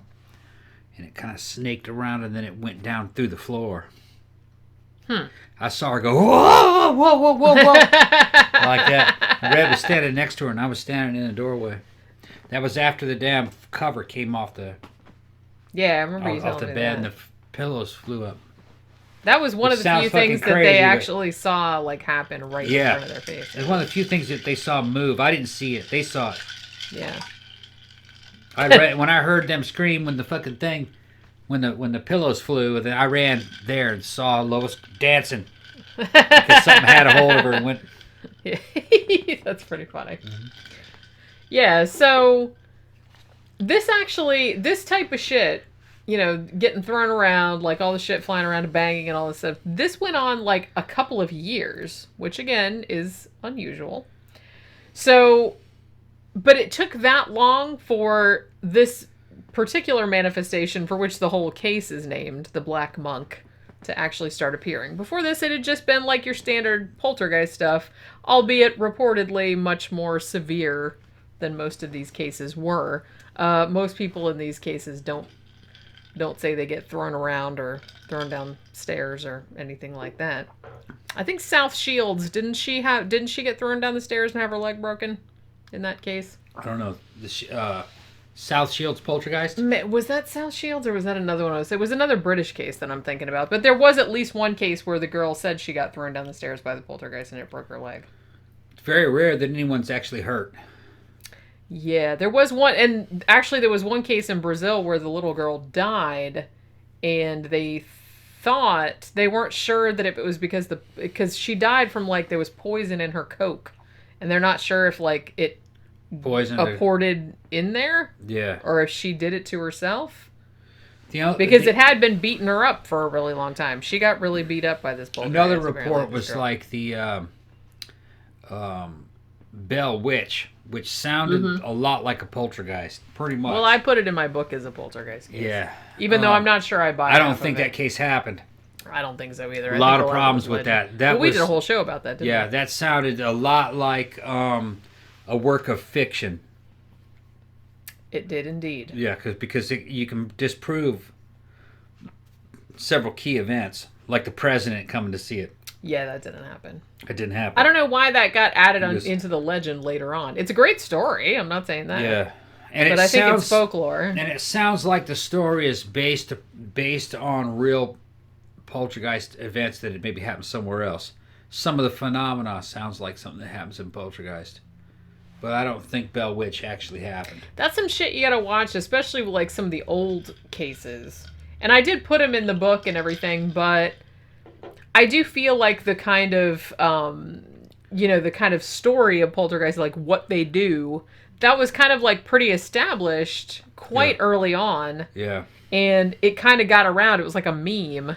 You know what I mean? That they do this particular thing, that particular thing. Yeah. And it's interesting, too, to see that during some time periods, some types of manifestations were more common than another. Like rock throwing. Rocks falling on the roof or some shit like that. Or another weird thing, too, and I noticed this with a bunch of cases, is that in a lot of times you would get, like, the rock throwing, and it would also go with, like, a talking poltergeist, which the Bell Witch was as well, that would kind of, like, that knew shit that happened, like, in the town, like, and would gossip about it, or would, like, insult people. Yeah. I think that was, like, a thing. Yeah. The Bell Witch wasn't the only case where... That's why I'm kind of, like, skeptical a lot of the Bell Witch stuff, because I've read, like, a lot of other cases, quote-unquote, that had those very same... And I just wondered if that was, like, a storytelling device at the time, or something that was, like, popular in folklore at the time. Stories that sound like poltergeist pretty accurately, and I'm saying poltergeist based on what I saw as a kid, seem to come from about the 1500s. That's when they first start mentioning poltergeist. Things that sound like poltergeist. 1500s. Yeah. There are older ones, but... They're a little different. Yeah. Which, people change. Maybe the manifestation might have changed over time. Yeah, I mean, if kind of like saying... it does what you expect it to do. Because it's in a way kind of like psychokinesis. Well, yeah, we've talked about that maybe it's like there's an element of self-fulfilling prophecy in it. Right. It's like, because it does seem like, because I had a whole chapter in the book about ones that seemed like demons or that people thought were demons. And in my opinion, if that shit really happened the way they said it did, it was probably just because the people were expecting it, were a particular religion or expecting it to act like a demon. So it acted like a demon because it was... That was what the focus was perceiving it as. The underlying fucking thread is always like religiosity and superstition. Yeah. You have to have that. And young people. Yeah. That seems to be like what you need. Yeah, the perfect storm. Right. And then and around puberty. Yeah. But at this stage, so like I said, this little girl is apparently getting beat up and thrown out of bed, thrown down the stairs and whatnot. But it wasn't until a few years after the shit had started that they started seeing, and the mom and dad, I believe, started seeing this first. They started calling it the Black Monk because it was just this shadow figure that looked like it had a hood on. And several people reported seeing it. Joe and Jean Pritchard said that they would see it standing by their bed at night. You know what I mean? Like kind of standing over their bed. But they couldn't see its face. It basically just looked like a shadow with a hood, like of a hooded figure, which is, they perceived it as a monk, and that's why they started like calling it that, because that's what it looked like. Well, mine was just a blue haze, so maybe in another case, maybe you could get it to manifest.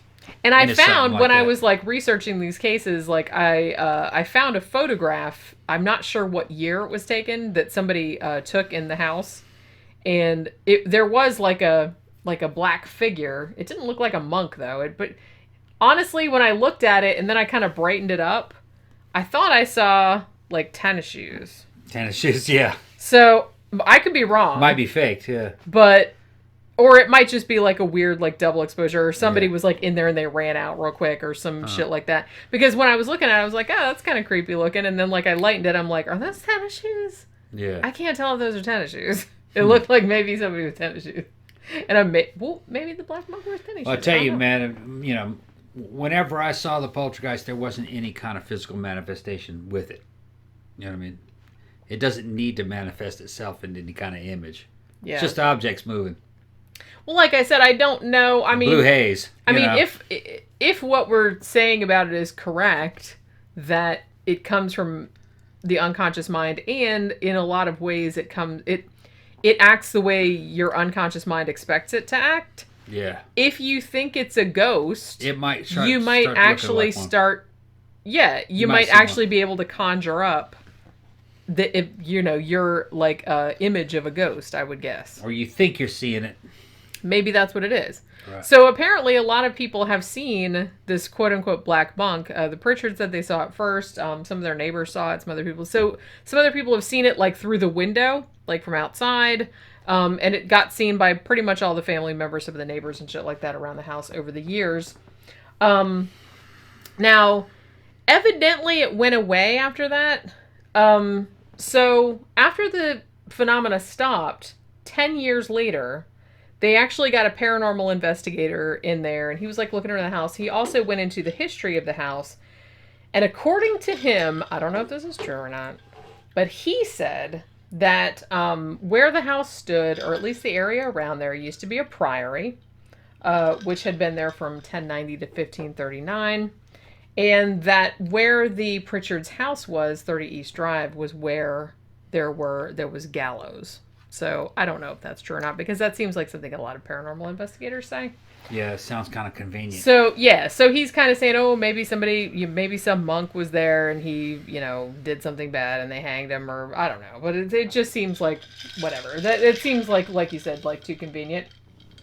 Now, as I said before, apparently, okay, so they said that the shit stopped. However, the lady that lives next door, Carol, who, like I said, is very ready to like just let ghost hunting teams in there. She still lives there as far as I know, because I was watching, I can't remember the name of it. The guy, the one guy that does the show, his channel is called Curiosity.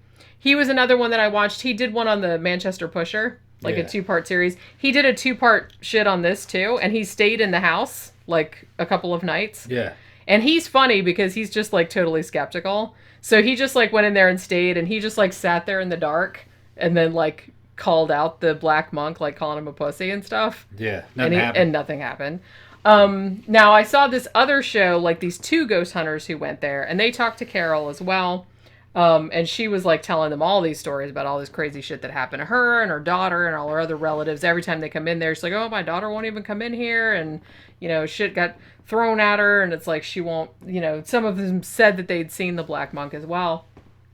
And these 2 went in there, and they kind of, I guess they have more of like a straight ahead paranormal show. I mean, the Curiosity is more like, he does true crime, he does paranormal, he does all kind of different things.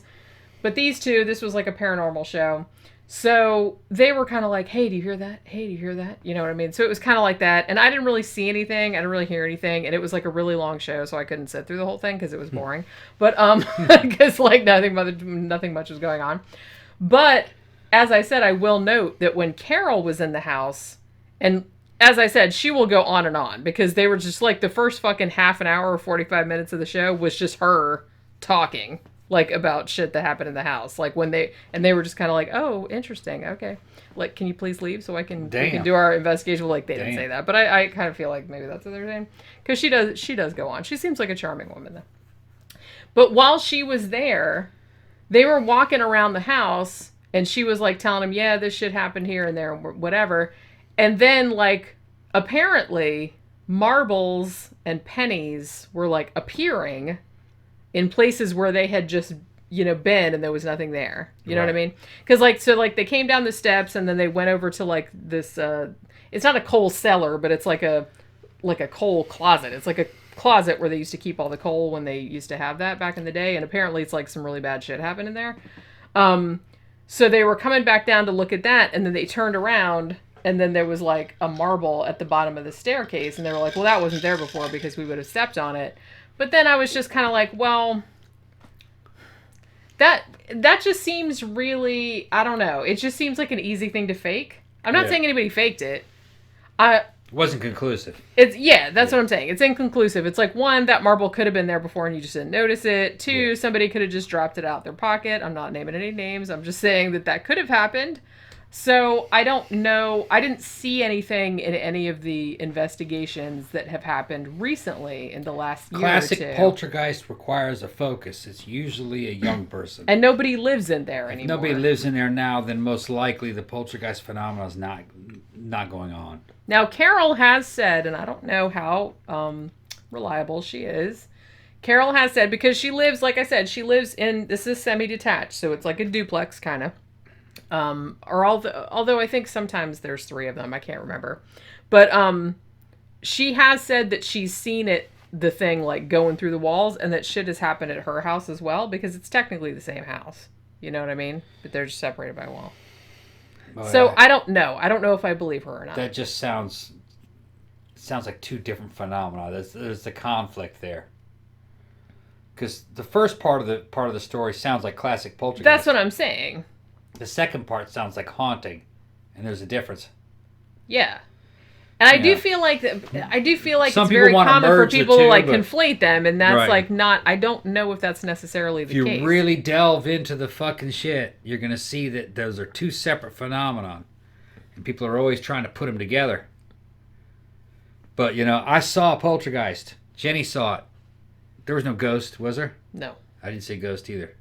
And I didn't get that feeling that it was like. But I don't. Like I said, if there's poltergeist phenomena, I don't think it's like spirits or anything like that, because I don't believe in that. I'm not saying that there aren't those, but I don't believe in those. During the Mammoth Mountain thing, I saw a poltergeist phenomenon, what is called poltergeist phenomenon. I thought it was a ghost, but I didn't see a ghost. I don't have proof of that. Everything pointed more towards what they would call back in the 60s fucking classic poltergeist. Yeah. Which is RSPK. Which is what this case mostly seems like, except for that several people have said that they saw an apparition. The phenomenon always, apparitions require, shit. It's not the only time that's happened. I do have a section in my book where people said, where poltergeist shit was going on, but people have also reported seeing apparitions. Not always human apparitions. They're usually just like shadow figures, or they're like very indistinct. It's not like they see like, hey, it's grandma or anything like that. Yeah. It's usually like this, like a black shadow figure or a white shadow figure or something like that. I look at it like this way. When I was at Mammoth, the only thing I would ever call an apparition was that damn blue haze. And maybe like blurs. Yeah. Moving blurs. Or a round kind of ball that kind of looked like it was there.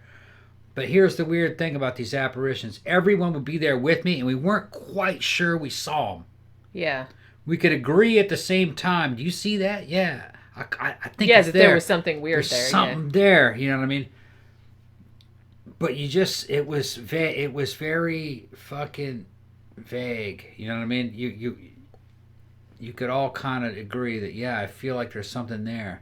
But when you try to focus your eyes directly on it, it wasn't there. It was always like something that you had to kind of look off a little bit to the side to see it.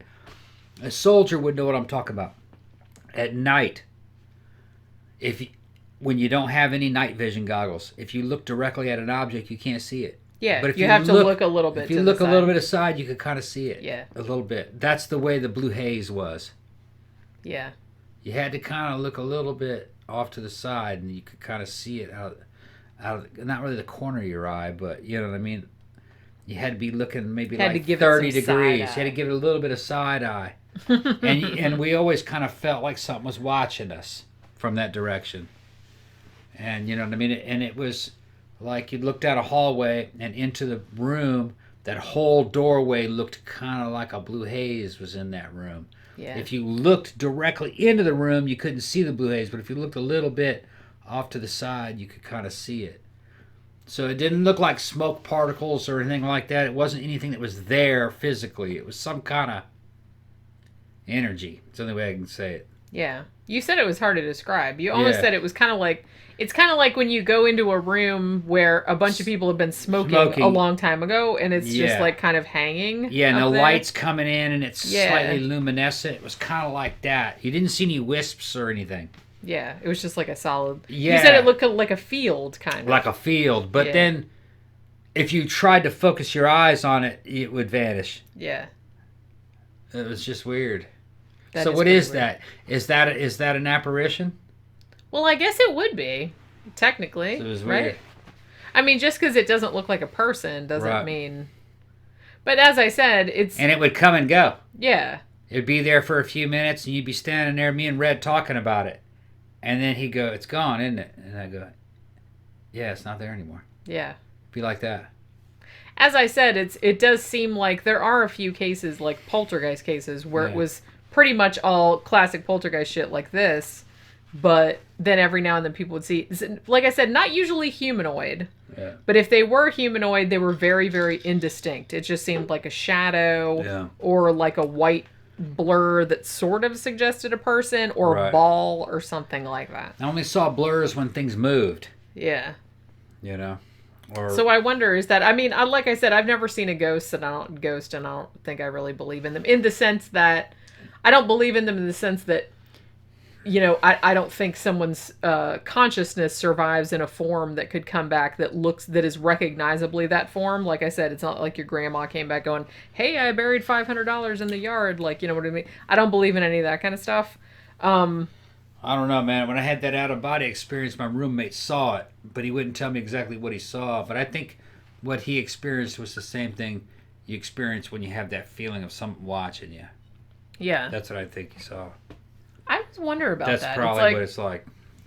They do know that. they do know that there is a part of your brain, because if they put that fucking, you know, Michael Persinger that does those experiments with the God helmet. Yeah. If they do like little electrical stimulations of certain parts of your brain and they know where it is, they can make you feel like somebody's watching you. Yeah. So there is like some kind of receptor like in your brain for that particular thing, and they can do it It's weird. on purpose. Like they can stimulate that area of your brain, and you will think that there is someone else in the room with you. Yeah. You know what I weird. mean? So Well, during a poltergeist event, that's being stimulated like fucking crazy. yeah. And like I said, I've had that happen a few times. Not, Yeah. you know, pretty much the worst was in Big Lots that time, and then one time at my grandma's house when I thought someone was standing behind me. Right. I've had it happen here a couple of times. Like I've been like, this was like probably like a year ago. I think I was in the kitchen. I was like washing the dishes or some shit. And again, I could swear that. So I didn't think somebody was right behind me. I thought somebody was standing Where the dryer and washer. where the washer and dryer Yeah, are, correct. like right at the door of the laundry room, Yeah. which is like right off the kitchen. I thought they were standing there looking at me. Yeah. And I had to like turn around and look, and it kind of freaked me out. But you know Okay. what I mean? All right, so we're going to, I guess it's time to take a break. Yeah, take a break. Because my drink's empty. And when we come back, we're going to talk about yet another weird poltergeist case from the UK. This one from Wales, actually. This is the Brother Doli case. So we'll be back in just a few minutes.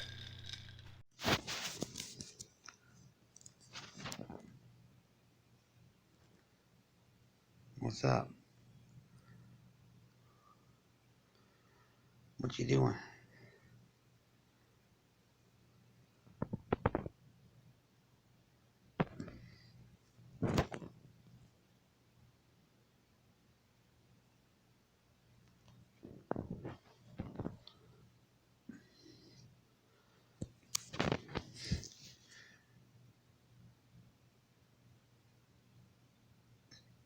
Just gonna lay there? Yeah. Okay.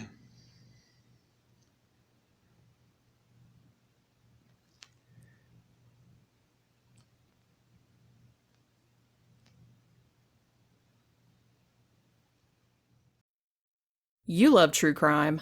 I love true crime, and I've spent the last 3 years compiling a series of the most intriguing unsolved murders of the 20th century. It's called The Faceless Villain, and Volume 3 is available now. Featuring such fascinating cases as the Ketty murders, the Carrie Babies case, the Frog Boys, the Alcasar murders, and the Inokashira Park dismemberment incident, The Faceless Villain Volume 3 is an involving exploration of unsolved slayings spanning the years from 1980 to 1999.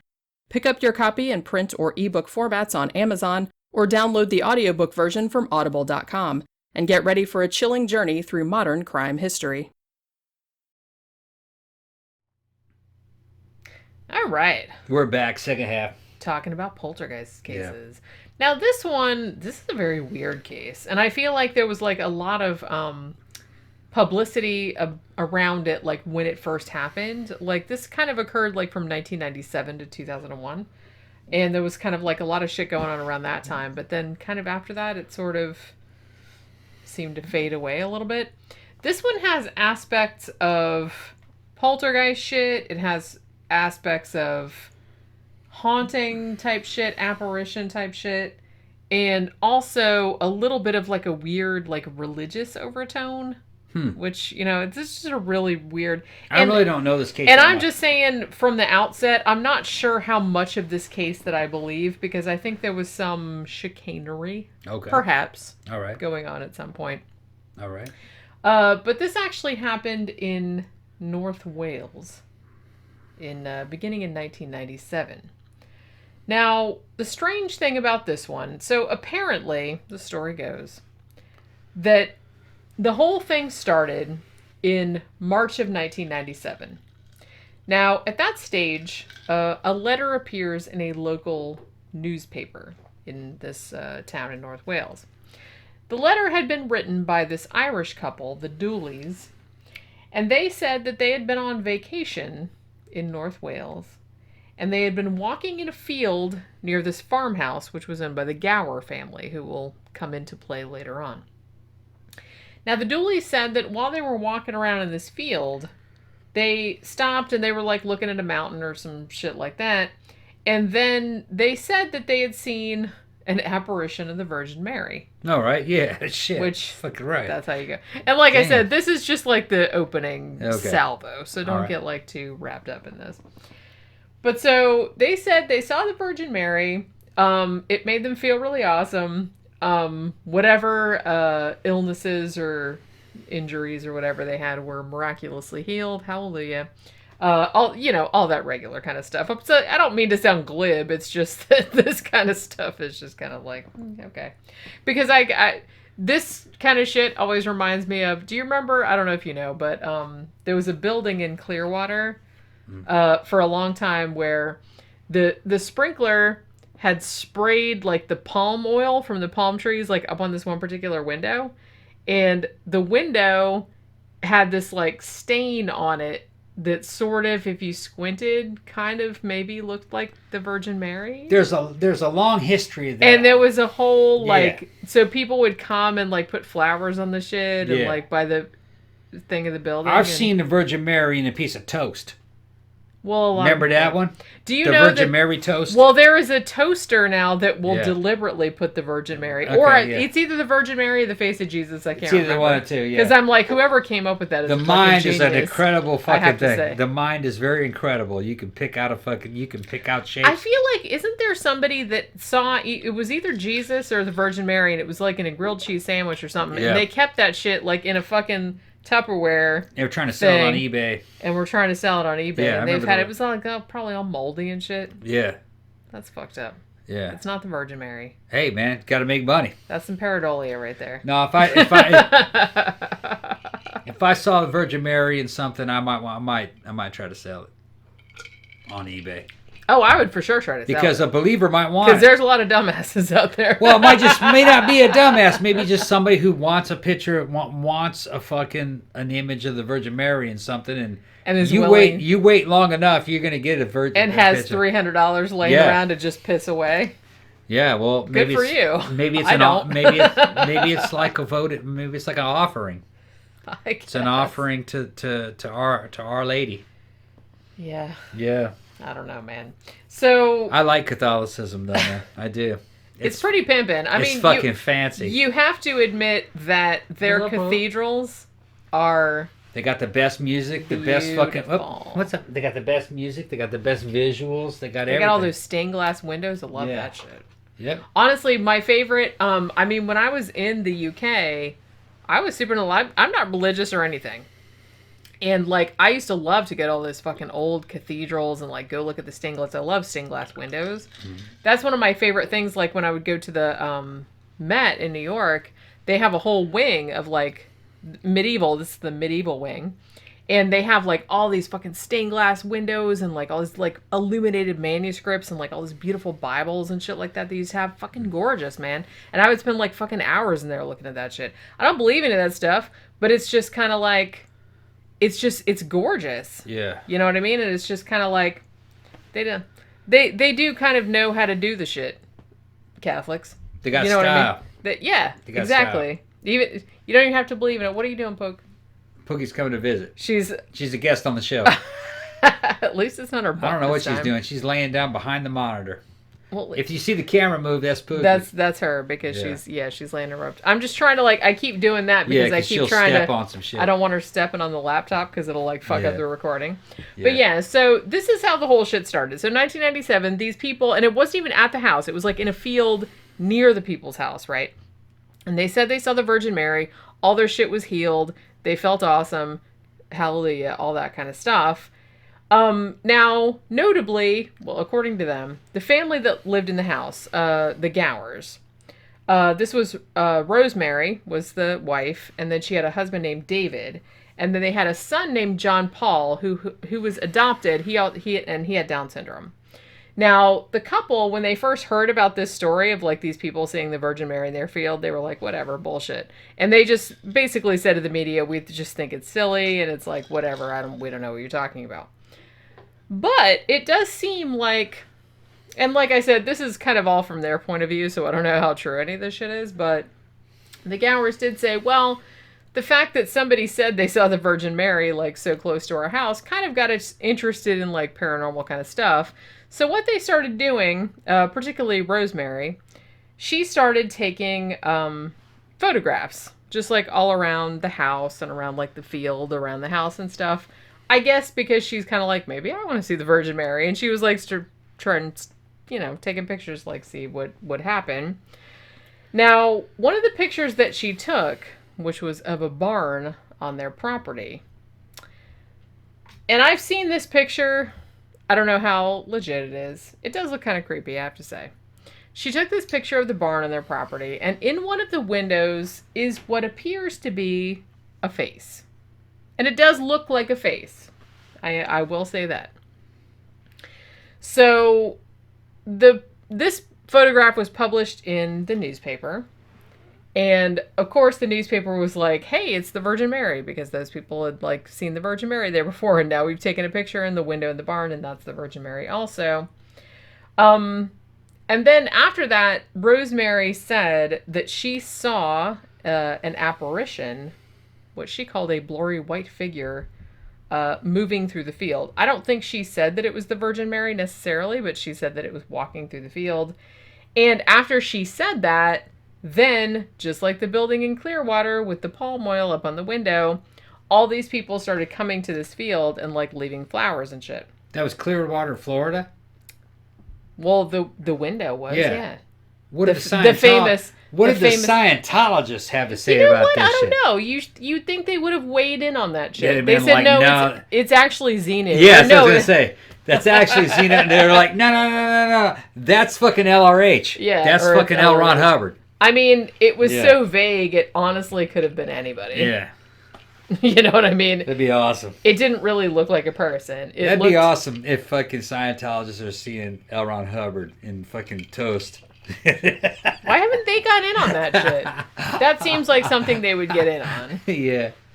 I mean, it's funny. Fucking Scientologists. You guys, Clearwater. Yeah. Go there.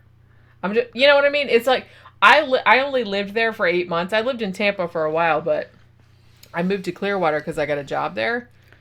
And not everybody in Clearwater is a Scientologist. I'm not saying that. But because that's their headquarters, and a lot of the downtown, like even the buildings, like the restaurants and stuff like that, even if they're not like up front like Scientology, they're owned by Scientologists.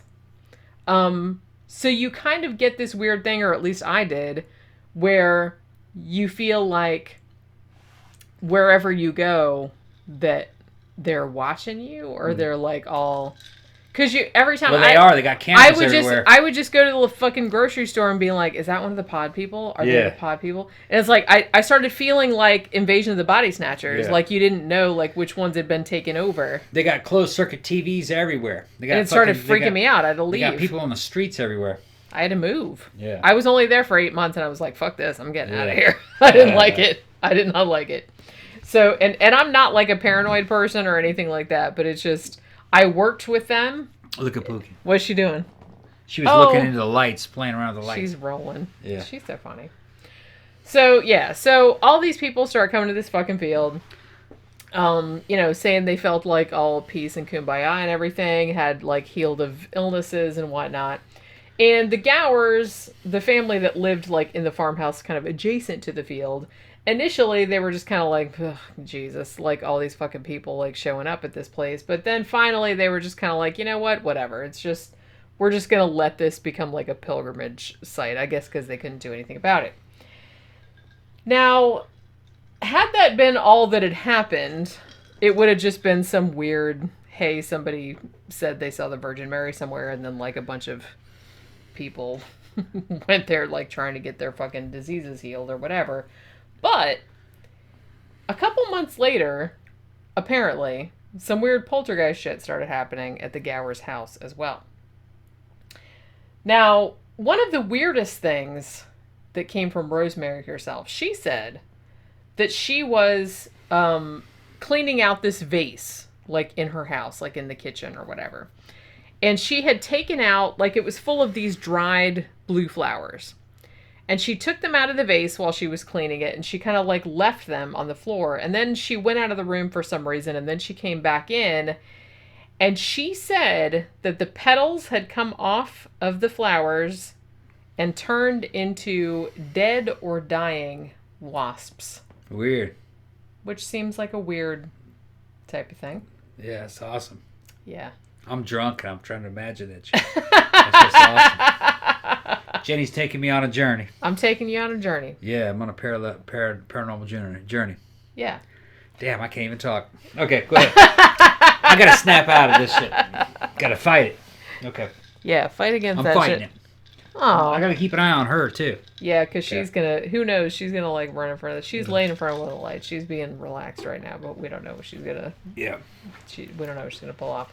So, John Paul, the son, also said that he had seen an apparition that he called the Blue Lady. And he said that he often saw her standing by the barn. He said it was Mother Teresa. I don't know. But that's who he said it looked like. There was also, and this is pretty weird too, but all the members of the family said that they saw this oil stain on the driveway that appeared on the driveway like spontaneously, and it looked like an airplane. And this happened right before Swiss Air Flight 111 crashed in Nova Scotia and killed 229 people. So they're saying that shit is like turning up that's like predicting the future, is basically what they're saying. Now, just as in the last case that we talked about in Pontefract, there was also an apparition of a monk seen several times in this manifestation as well. Rosemary and one of her daughters also said that she had seen this monk-like figure like walking around. The walls and floors of their house and their barn, they also said they saw that like these weird stains or like kind of shit that would appear on the walls, and it looked like a cross or like kind of like the outline of a monk. You know what I mean? Like the figure of a monk, like somebody had drawn it there, or it had like spontaneously like stained on the wall or whatever. Now, one of the weirdest things too, and this is something that comes up in a lot of poltergeist cases is the old writing on the walls.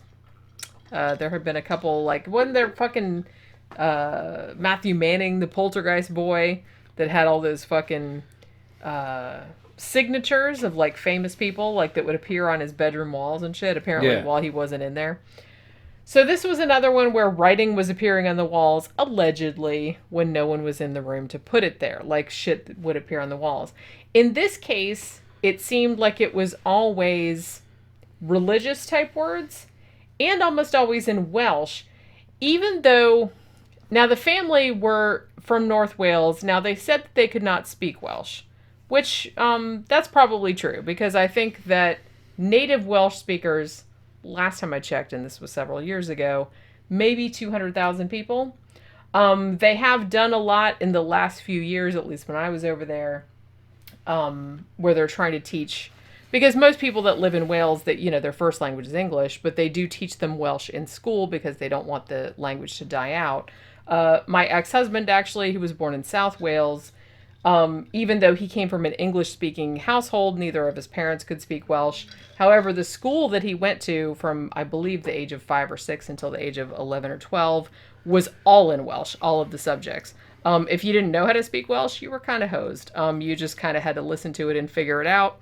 One of the funniest things was that, I guess it's not that funny, but some words for pretty common things, like, or concepts in, like, math, like add and subtract, he didn't know the English words for that. He only knew the Welsh words, because that's what he had learned in school. It was all in Welsh for many years, so he didn't know the English equivalent. You know what I mean? But yeah, so all of these, North Wales, I think, has a higher proportion of native Welsh speakers than South Wales does. But this family in particular said none of them knew how to speak Welsh. I'm not sure if that's true, but there it is. So these words would turn up on the walls, and they said that some of the most common ones that showed up were words like, and I think that I'm pronouncing this right, so please forgive me, Welsh speakers. I know there's not a lot of you out there. One of them was Tagnefedd, which means peace, Mynech, which means monk, Gobaith, which means hope, and Cariad, which means love. So this was kind of like a lovey-dovey, touchy-feely type of poltergeist. Poltergeist loves you. I guess. Trying to make peace with you. I guess. I'm already suspicious. Well, yeah. Okay, so the words that first appeared apparently looked like they were, like, stained on the wall. Like they were, of the same surface, like, and they looked like they just come through there. Later on, they looked like they had been carved in. You know what I mean? So there's two different types of things that we're looking at here.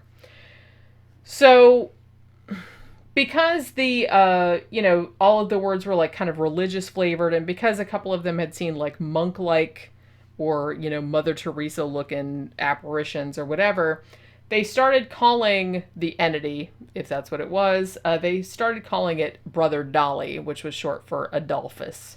Okay. They started calling it that because apparently some of the words that were written on the walls and shit like that were signed either Adolphus or Doli, like he had signed it. You know what I mean? So they started calling him that. So 1999, because like I said, this whole brouhaha started in 1997. So 2 years later, 1999, a bunch of TV programs in the UK had, like, featured this case on the show.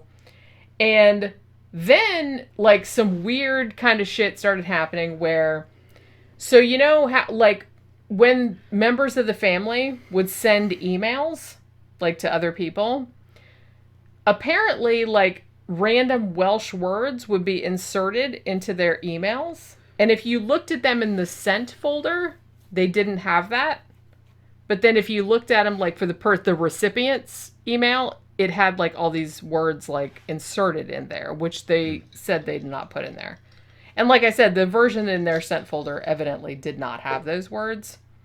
There was also a weird thing where they would print out a document that didn't have all this stuff in it, but when they printed it out, it would have, like, all these random Welsh words inserted, Or like some of them would be like upside down or printed sideways, like along the side of the page. You know, shit like that. They also said that random Welsh words would appear carved into the lawn or like kind of spelled out, like in rocks in the garden. Kind of shit like that. So they're like, these words are like appearing everywhere, which I think I mentioned Humpty Doo before. That was another thing that happened in the Humpty Doo case where apparently rocks would spontaneously assemble themselves and would like spell words out. You know what I mean? Yeah. Or would make shapes like in their driveway and stuff or on their floor. That sounds like something a poltergeist would do. Yeah, and like some of the words in the Humpty Doo case particularly, they were kind of weirded out by them because some of the words said like Troy or fire and stuff like that. And one of their friends had died in a car crash and the car had caught on fire and the dude had burned to death. Yeah. So it was like words that were like referring to that. Right. You know what I mean? Which they thought was very weird. Yeah, that kind of shit would happen in poltergeist cases based on my research. Although that's not as weird as they can be. Sometimes the words or messages come that say things no one knows about, but later on turned out to be true. Sure. And that's even better. Yeah. Well, that's something that you can, I mean, if it's properly documented. Yeah. That's something that if you can prove that nobody knew that shit. Yeah. Then you couldn't have like faked it. You know what I mean? The thing is, though, is in one case that came to mind, the Warrens were involved. See, the Warrens were bad. Flag. Right. Always a red flag. Yeah. What was that? Oh, hey. She's getting in front of the lights. She's getting in front of she's like, what's this? Yeah. But yeah. She loves those lights. Yeah, she like hangs out. Them. She comes in when they're on. She doesn't care about them when they're off. She bathes in the damn blue light. This is so beautiful. Our kitty loves those lights. Yeah. She's so funny. Yeah. So yeah, another thing too that was kind of weird about this was that apparently Rosemary was taking like all these photos around the property around this time period too, and it kind of showed like a lot of humanoid figures. Now there was also some kind of traditional poltergeist kind of shit going on too around the same time that all these apparitions and all these words were appearing and shit. You got your asportations. Stuff would disappear and like reappear in weird places, shit like that. They had like a lot of unexplained banging, unexplained footsteps, voices. They couldn't tell where they were coming from. Also, a couple people reported the sound of a baby crying. Strange phantom odors, usually of incense I or got those wax. All the time. You got some phantom odors. I got those shit all the time in the house, yeah. Okay, good. You got some phantom odors. Phantom fucking odors. Well, the funniest thing about him is that she's bringing up my phantom odors now. Okay, yeah. Good. Well, because every time you do, I always know like when I need to like plug my nose or like put some shit over it because he'll be like, "Damn," he goes, "Damn," and I'll be like, "Oh, it's like it's coming your way." Did you? Damn. At least he warns me. Damn. Yeah, it's like depends on what was on the menu that day. Yeah, because sometimes I'll be like, "Oh, it smells just like what we had for dinner, except it does sound that she's ratting me out." Everybody farts. It's okay. But yeah, so some people, yes, it's kind of hard to like follow up from that. Yeah. But yeah, so phantom odors, as I said, usually incense or wax, which are good odors, not farts or anything. Cold spots. I'm gonna tell you about this though. What's that? I've only run into one phantom odor. Okay, it didn't have anything to do with the fucking Mammoth Mountain Poltergeist. But after Mammoth Mountain Poltergeist, when I was in Brazil, I was fucking hanging out with a fucking half American dude named Andrew. His dad died in a fucking big old fucking fire that happened in a skyscraper in Brazil, in Sao Paulo.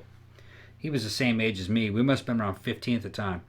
And I was in his room with another guy named Nelson. Nelson Augusto was his name. Which, what happened to Nelson, that was some crazy shit. Cops killed him later on. Yikes. Yeah, kind of an accident. That was when I was in the army. The cops killed him. Brazilian cops did. But he was in a place where he shouldn't have been. Going down to the favela, buying fucking drugs and shit. down there buying weed and fucking got caught up in the fucking cops. Just weed, though. Come on. Yeah, but the fucking Brazilian cops took weed real seriously, and the favela is fucking dangerous. He went down there to go talk. Knows that, yeah. He went down there to negotiate with fucking drug dealers fucking during the time the fucking cops showed up and a gunfight broke out and he got killed in the fucking crossfire. Yikes. Anyway, we were up in Andrew and his fucking nickname was Dudu. We would never say that in English. You smell like doo-doo. Andrew.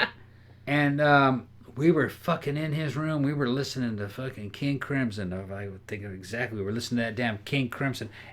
What was the name of that damn album? It was a red one. It had They were all red, I think. No, it was a red. No, This is like some Mandy shit, right? Trying to think of what name that. It doesn't matter. It has something to do with fucking. It was psychedelic, man. Fucking Robert Fripp was playing on it.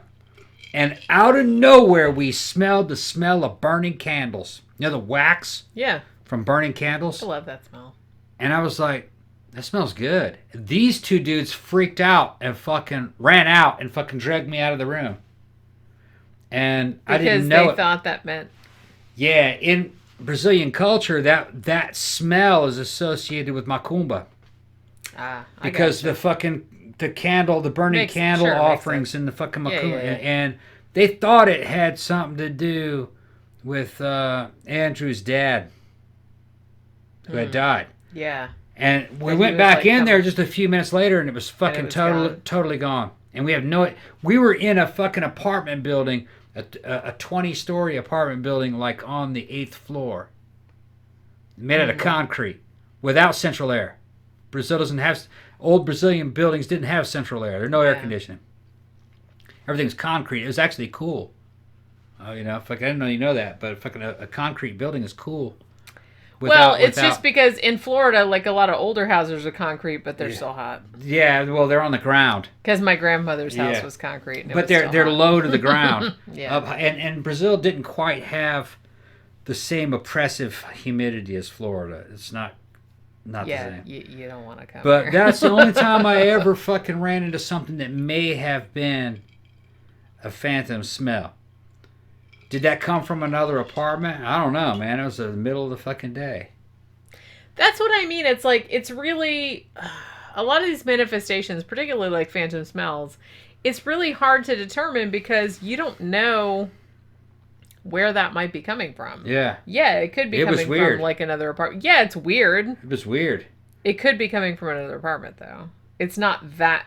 But there was no central air for it to change air.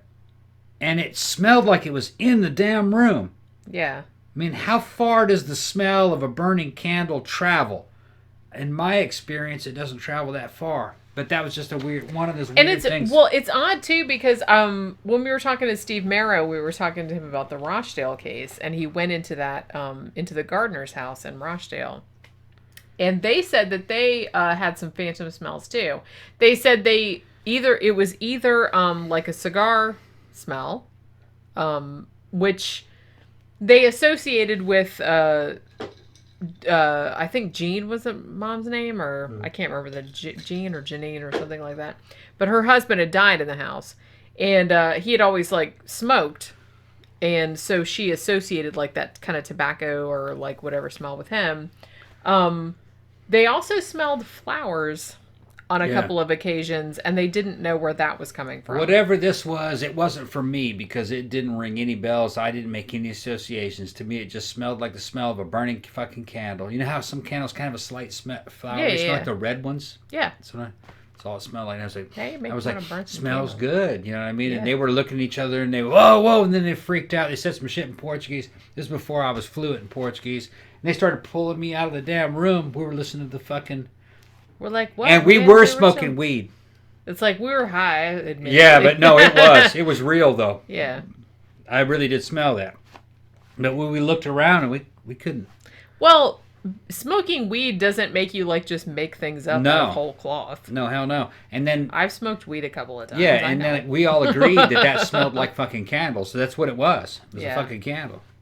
But that's weird. something they smelled in this case as well. They said they smelled like... a burning wax type of smell, and also like an incense type of smell. Okay. Which again kind of like goes along with the whole religious theme that they're kind of like doing with this. Well, their reaction was just like theirs. They associated that with Macumba. And if you guys don't know Macumba is like Candomblé. It's a fucking Catholic version of fucking voodoo. And I've been to fucking Macumba rituals and Macumba churches. They're basically Catholic. They're kind of like Africanized Catholic rituals. And the lower working class and the poor people of fucking Brazil, not only do they go to church, they also go to Macumba rituals. And I've been to some of them. They're nice. They're not sinister in any fucking way. Yeah, it's not like the movies. No. It's just like any other church, but better. A lot of singing and dancing. It's very African influenced. And if you go, a friend of mine who's a taxi driver took me because I wanted to see it, and that's where he went. And of course, I paid up too, you know what I mean? I donated and everything and watched the fucking rituals, and it's just girls smoking, and they're smoking cigars and dancing and singing and kind of speaking in tongues and going. It's cool, and people are giving money to the priest, and he's fucking blessing them or giving advice, and it's not sinister in any way. But the upper middle class and the middle class, they believe in that, but they don't go to it. They're kind of afraid of it in a certain way. I think, so there's kind of like a class clash between this stuff. Well, there are some Macumba rituals that involve putting out a bowl with maybe like a sacrificed chicken and some packs of cigarettes and some candles, and you put that out on the street. You can't touch that. If you touch that, then it's like being cursed. So there's an association with these burning candles and the smell of burning candles with, if you do the wrong thing, you'll get cursed. That was the association, you know what I mean? Yeah. It's big magic. Which, which makes sense. Right. It's very much kind of like Native Americans and fucking... I feel like religious rituals are very similar all around the world. Even from cultures that didn't like have a lot of contact previously. Same thing. People have come up with the same shit. What I found in living in Brazil and being around that kind of stuff, I always liked Catholicism. Didn't really believe in it, but I liked it, and I liked Macumba. I thought the African versions of it were a little bit more like kind of like an honest version of Christianity. Well, it's more down to earth. You knew what that was, right? You know what I mean? It was the same thing. Catholicism is awesome. Like the iconography is awesome, but it always had a thing of like, well, we know better than you. We're just going to impart to you this information. Whereas it seemed like a lot of the kind of like, voodoo, what they would call voodoo now, or Macumba or whatever, that was kind of like the people retaking or like taking that type of thing and making it more for a regular person rather than just like this away authority. The way I saw it is that most religions are a veiled way of paying God to answer a wish or to fulfill a wish. All right. I will give God money or the church money if you'll do it. If you do this for me. Yeah. But the thing is that Christian churches will never fucking say that. All right. But Macumba will. In Macumba, it's very honest. You give an offering and we do this for you. That's what I mean. It's very one-to-one. You're right. So it's honest about it. Yeah. Which is one of the best. It kind of like took all the trappings of Catholicism and brought it back down to what it really was. The level of like the individual. I give God money and God does something for me. Like heals my relative or whatever it is. Right. Yeah. So, I can totally see that. And it's like, it's kind of sad the way that, religions like, what we would call voodoo or voodoo, if you want to call it that, or, Macumba and stuff have been like, I feel like it's been kind of like villainized in this culture. Maybe not so much nowadays, but like I remember in the 80s and stuff like that, they did like a bunch of horror movies. Well, it's competing with Christianity. So they have to do that. Make it like satanic. It's not though. It's not.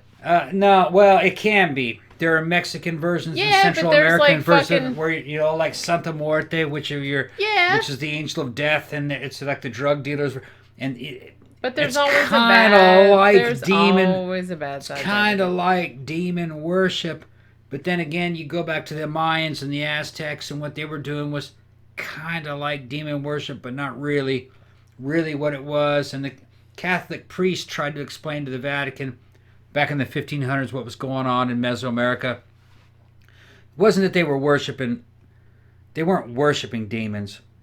They were trying to buy the demons to off. placate the demons. Right. You give something to a demon, Leave me alone. to leave you alone. Or you give something to a demon to do something bad to somebody else. It's Which, you know, like I said, that's which is completely kind understandable. of like praying for your own success.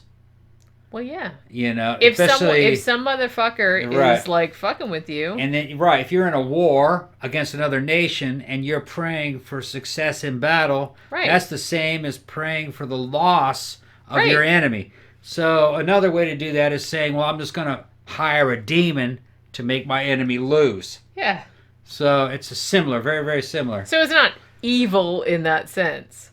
It's just, I mean, It's just you can look at things in a bunch of different right. ways. That's what I'm saying. It's Yeah. from their point of view, it's not evil. They're just like, hey, we're just trying to help out our guys. Yeah, and our guys are the good guys, and those are the We're bad the guys. good guys, and those They're are the bad guys. Right. So Right. So we want the demon to go fuck up the bad guys. Right. So we will.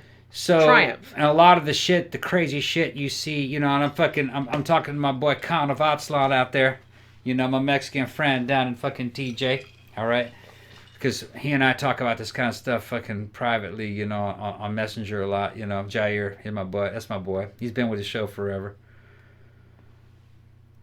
A lot of the stuff that the Aztecs were doing kind of looked evil until you rationalized it the way that they did. You know what I mean? Sometimes if God is creating people and people are made out of clay and the blood of the sun, then the more people are born, the more blood is sapped away from the sun, which can cause shit to fuck up. So when shit fucks up, the only thing that could mean is that the fucking God is running low on blood.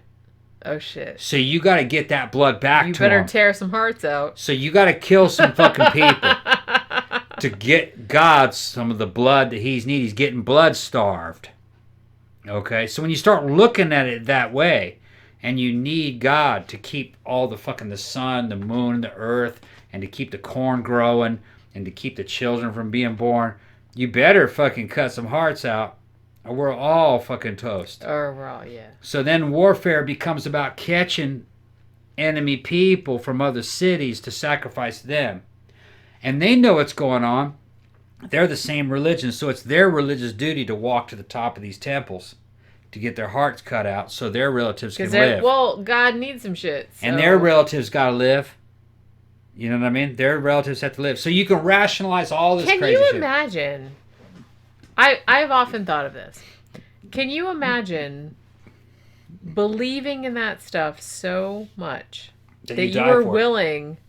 I will go up to the top of the thing and I will get my heart cut out because you think that will save your family, or you will. That is hardcore. Well, you know, KGB agents would say that communists believed in communism so much they'd be spouting off all kinds of Marxist propaganda as they were being walked to the gallows to be executed for breaking some communist shit. Well, So it's that same idea. like I said, I do. Even though like a lot of the you know, I don't believe a lot of the like religious shit and everything like that, but it's like I do admire people that are willing to go to their deaths for that shit. They were giving up their children for it. That's what I mean. Well, Yeah. that's not cool because They were doing that too. The kids didn't have any choice. But they gave up. But if you give up your own shit for that, They gave up children to keep the rain falling. Okay, because but like I said, I don't like that because in that's like Meso- in- involving somebody that doesn't. yeah, but that's have what they did because I know, in but that's involving somebody in that doesn't have any choice in the Mesoamerican matter. thinking, rain was tears of the gods. Okay. So when you sacrificed a child, the parents would cry and God would cry. Which, So yeah. you could keep the rain coming. Yeah. And that would make the corn grow.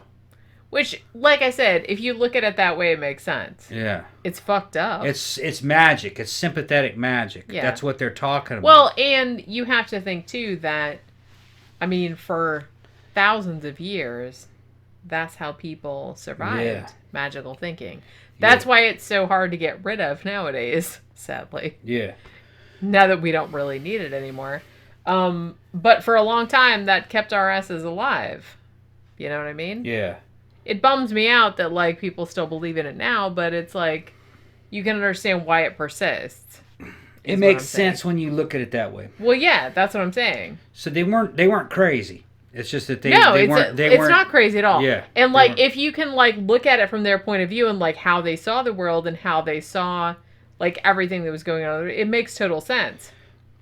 Okay, Catholic friars would try to reason with Mexican Indians, Mayans and Aztecs. Aztecs were just that one capital city, but then, they were all Mayans, going all the way down to Central America. They would try to reason with them to talk them out of this. But a lot of their beliefs, they were reporting back to the Vatican, says their beliefs were equally as strong as Christian beliefs. Yeah. That they had to do this to keep the sun, the moon, and the stars running. It's very funny to me that, to like, keep time running and to fucking keep corn growing and to keep rain following and to keep God alive. Yeah. Because God, of course, every time a person was born, a small amount of blood was taken from God. Yeah. To make that new person. So basically what they're talking about is overpopulation. Yeah. You know what I mean? So they were trying to be green, I guess you could say, in many ways. Yeah. They're trying, if there's too many people, then crops won't grow and starvation will happen. Sure. So what you're talking about is like, they understood that shit thousands of years they're very close to like what you would call a green movement in a way, or a green ideas. The funny thing to me was that a lot of the Europeans that overtook the American continent, they had their own beliefs, and for a time, I feel like they thought that the beliefs of the natives that were here were beneath them a bit, but the beliefs were very similar. Yeah. And I feel like not a lot of them caught on to that. Well, it would depend on who you're talking about. Now we're going back into the Indians. Some of them did. Some of them did get it. The Spaniards fucking that were there in Mexico they knew that the fucking Aztecs and the Mayans were fearsome. They also knew that in many ways they were ahead. Because they had cities bigger than anything in Europe. Well, they had gigantic cities. Gigantic cities, and they were well painted. There's a bunch of shit that people don't realize. These were not primitive people. They were just another. Oh, not in any. They were they had a lot. They had whole libraries and a whole different schools of thought. They were just another civilization. They were more advanced than, say, the Japanese. You know what I mean? These fuckers were bad. They were no joke. It's just that what they were doing was in direct opposition to what Christians believed was right, like child and human sacrifice. You know what I mean? There was also cannibalism going on. There's a lot of stuff that even today you'd be like, man, you can't do that. You know what I mean? Even today you would go, you can't do that. So I mean, I'm not averse to like eating someone that's already died if you're like in a situation. Part of the human sacrifice was about eating the bodies. People to sacrifice, don't. Part of the human sacrifice was the bodies left over alleviated the hunger because there was ecological problems. Sure. They were sacrificing people because the food yields were declining because the soil was becoming depleted. So a lot of it had to do with religion and desperation. Okay, but there was a religious explanation for what was going on. Still, they just didn't know about fertilizer. That was the real problem. If they had been fertilized and rotated crops, they wouldn't have that. But you see, their religions and their technology didn't have that. Well, rotating crops is not super obvious. It's not obvious. I will concede. So, I'm not going to shit on people for not figuring that out because it's how would you know? That's what I mean. It's not a super obvious thing. How would you know about fertilization? How would you know about fertilization? Right. You just wouldn't know. That was something Europeans kind of stumbled into over time, I think, by trial and I error. mean, you can look back at people now and say, like, well, why didn't they know this, that, and the other? But it's Right. like, you know, we're coming from the 21st century. We know everything. On the other hand, think.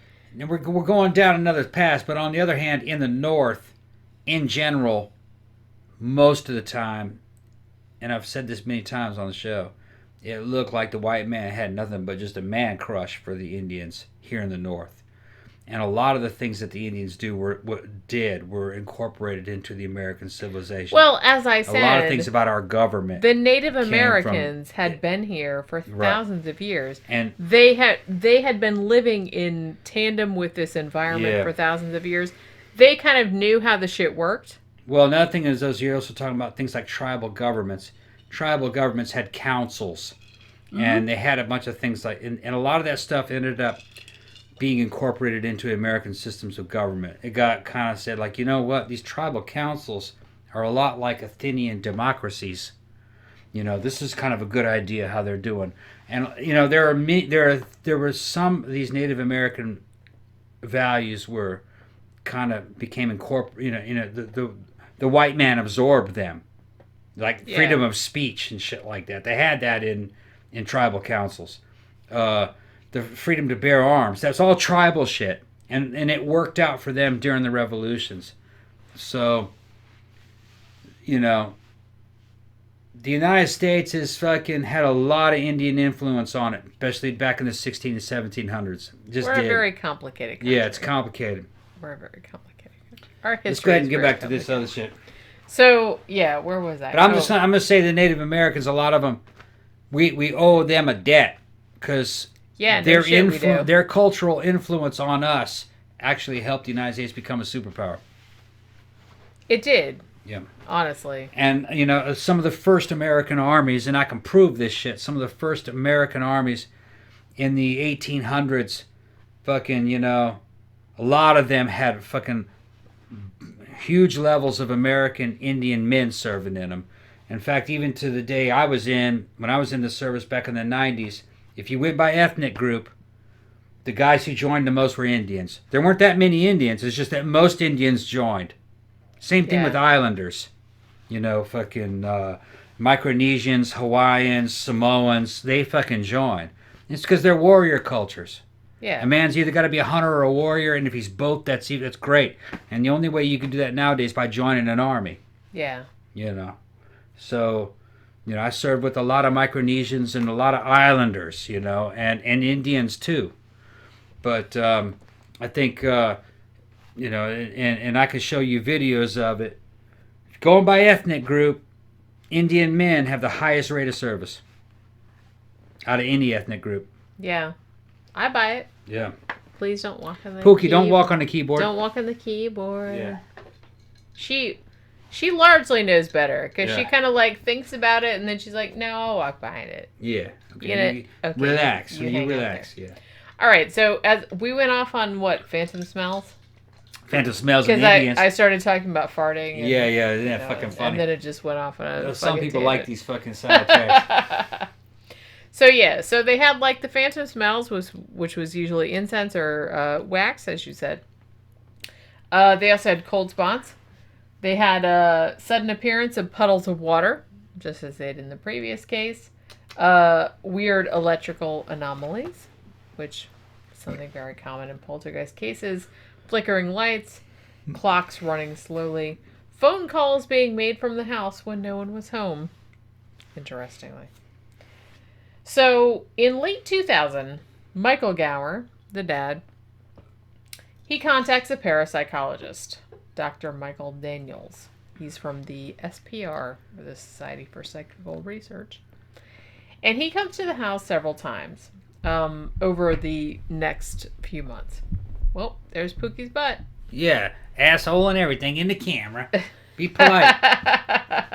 She's like, I don't give a shit about that. Yeah. She's so classy. She doesn't know about cameras. Or buttholes. Or audiences. But yeah, so the parapsychologist comes to the house. Now, he concludes, he's there for several months. Like, he didn't stay there, like, the whole time, but he was kind of, like, there, like, for days at a time, like over a several month period. Now, he said that, in his opinion, that some of the shit was genuine, some of it was faked, or some of it was like a combination of both things. Now, a couple of the questionable aspects of the case that he brought up. One of the... Do you hear her? She goes, She whirred. yeah. That's her... She's standing in front of the lights, and I went. That's her and little she noise. goes, She makes this noise. It's like purring, but she doesn't open her mouth, and she like makes it. It's like a whir, Mm-hmm. and it's like it means different things depending on the context. She was telling me to fuck off. Yeah, that was 'Cause definitely a fuck off Yeah. kind of noise. Because sometimes if you touch her when she's not expecting it, she makes that noise, and Yeah. she's just like, "Stop touching me." But yeah, so one of the things that the parapsychologist pointed out was that even though Rosemary Gower had said that she didn't really know a lot about the paranormal before all of this shit happened, he delved into the history and found out that actually Rosemary was super into the paranormal, man. And actually, when she was a kid, she had been the focus of a poltergeist outbreak at her home when she was a child. And to such an extent that she had named the poltergeist that fucked with her when she was a kid. Uh-huh. She named it Kelly. All right. And she said that it did all kind of shit, like move shit around in her house and shit like that when she was growing up. So, and then he pointed out, the parapsychologist, that after all of this Brother Doli stuff had happened at her house, that she was an artist, and she started an art business where she was like, you know, selling prints of her art and whatever. And she had called her business Imanach, which means the monk in Welsh. So he thought that was kind of interesting. Also, he noted, this parapsychologist, that some of the stained words on the walls were misspelled in a very particular manner that was unlikely for a native Welsh speaker to make. Because they were asserting that the spirit, quote unquote, that was writing these words on the walls was a native Welsh speaker. I mean, you would think that this was like some monk from like, and he spoke Welsh or whatever. So they're saying that the spelling mistakes on here was something that someone that had grown up speaking Welsh would not have made. Like, that's all he was asserting. So he thought that was kind of suspicious. He also said that some of the words, because like I said, initially, a lot of the words that had allegedly appeared on the walls looked like they were like stained, but then some of the later ones looked like they were carved. And he said now some of the later ones that had been carved, he said when he went back, because he went back over several, over a time period, like over several, months. He said that some of the ones that had been carved, when he went back, it looked like some of them had been like kind of filled in with like fucking spackle. Weird. And so he was wondering if the family had not like carved them themselves and then like tried to fill them in to look like they were fading out, because some of the initial ones that were stained had kind of like faded over time. Yeah. So he was kind of wondering if they were trying to like replicate. So he's not saying they were all faked. He was just saying that like maybe they were trying to replicate some of the ones that had been stained earlier on that had faded, and then these later ones that were carved were maybe faked. And then when he went back later, they looked like they had tried to like fill them in, so it looked like they had faded as well. Do you know what I'm saying? Allegedly. That's what I'm saying. But that's what he said. He said it kind of looked like that. So he thought it was kind of a little bit suspicious. So there were also some photographs. The photographs that Rosemary had taken of these kind of like weird figures and shit like that were in windows. Now, he asked to see the negatives, and she said that she didn't have them. he did get one negative for one particular very famous photograph, which was like this kind of white face that was looking out of a mirror in the house. However, when he looked at the negative, he thought that it looked like the face had maybe been painted on the glass or smeared on there with lotion. He wasn't entirely sure. He couldn't say like definitively, but he said that it could have been that. That it could have been that. Okay. Now, there was another thing too, is that the parapsychologists, they set up cameras around the house to see if they could capture any of this anomalous, phenomena. Now, they were left running pretty much all the time. While the cameras are running, no words appeared on the walls or symbols or anything like that. Now, when one word appeared on the wall during the time that the cameras were running, coincidentally, the cameras had been turned off. Now, when the parapsychologist asked the Gower family about this, they said, oh yeah, well, the power went out for 2 minutes. That's what they said. Yeah, through the circuit breaker. 2 minutes. Now, later on, when the parapsychologist investigated, he found that the camera, the camera in question, had actually been off for 2 hours. Oh, shit. And that when the camera was turned back on, it looked like its position had been moved slightly. Yeah. So there's some chicanery going on. Yeah, he's not really sure. He's like, I'm not saying it was faking. Yeah, I'm not saying it was faking. But they turned that shit off at the fucking breaker. Went in there and did some stuff. Moved the camera a little bit. Yeah, well, because the only thing that happened, there was like a cross like drawn on the wall. The camera was plugged into the wall? Evidently. Or it had battery. You don't know? Okay. I'm not sure. All right. But he just said the camera was off, and he was able to determine that even though the family had said that it was off for 2 minutes, it was actually off for 2 hours. Yeah, they're going to claim that. Like, coincidentally, during the time that this cross supposedly appeared on the wall. Okay? Yeah. And like I said, it looked like the camera had been moved, like the position had been moved slightly. Much like when Pookie moves our camera with her butt. Right. As she does when she lays down by it. Yeah. Now, the camera also happened to catch some rather odd behavior by the son, John Paul, who was their adopted son. Like I said, he also had Down syndrome. Now, on multiple occasions, the camera had actually captured him wearing like a hooded coat or jacket or something like that, and he would like put the hood over it, and he would like stand by the wall and like wave his arms at the wall. Right. In a very weird sort of way. Right. Now, later, when they would look at the videos, they would see like these Welsh words or like crosses or whatever like appearing on the walls, coincidentally, right where he had been waving. And on a couple of occasions, they did see that the kid had some charcoal in his hand. I think I would have thrown this case out by this time. Now, it should be noted, though, that some of the words that were on the wall prior to the parapsychologist coming there looked like they had been stained into the wall, like not drawn on the wall. And some of the ones were like, they were carved on there.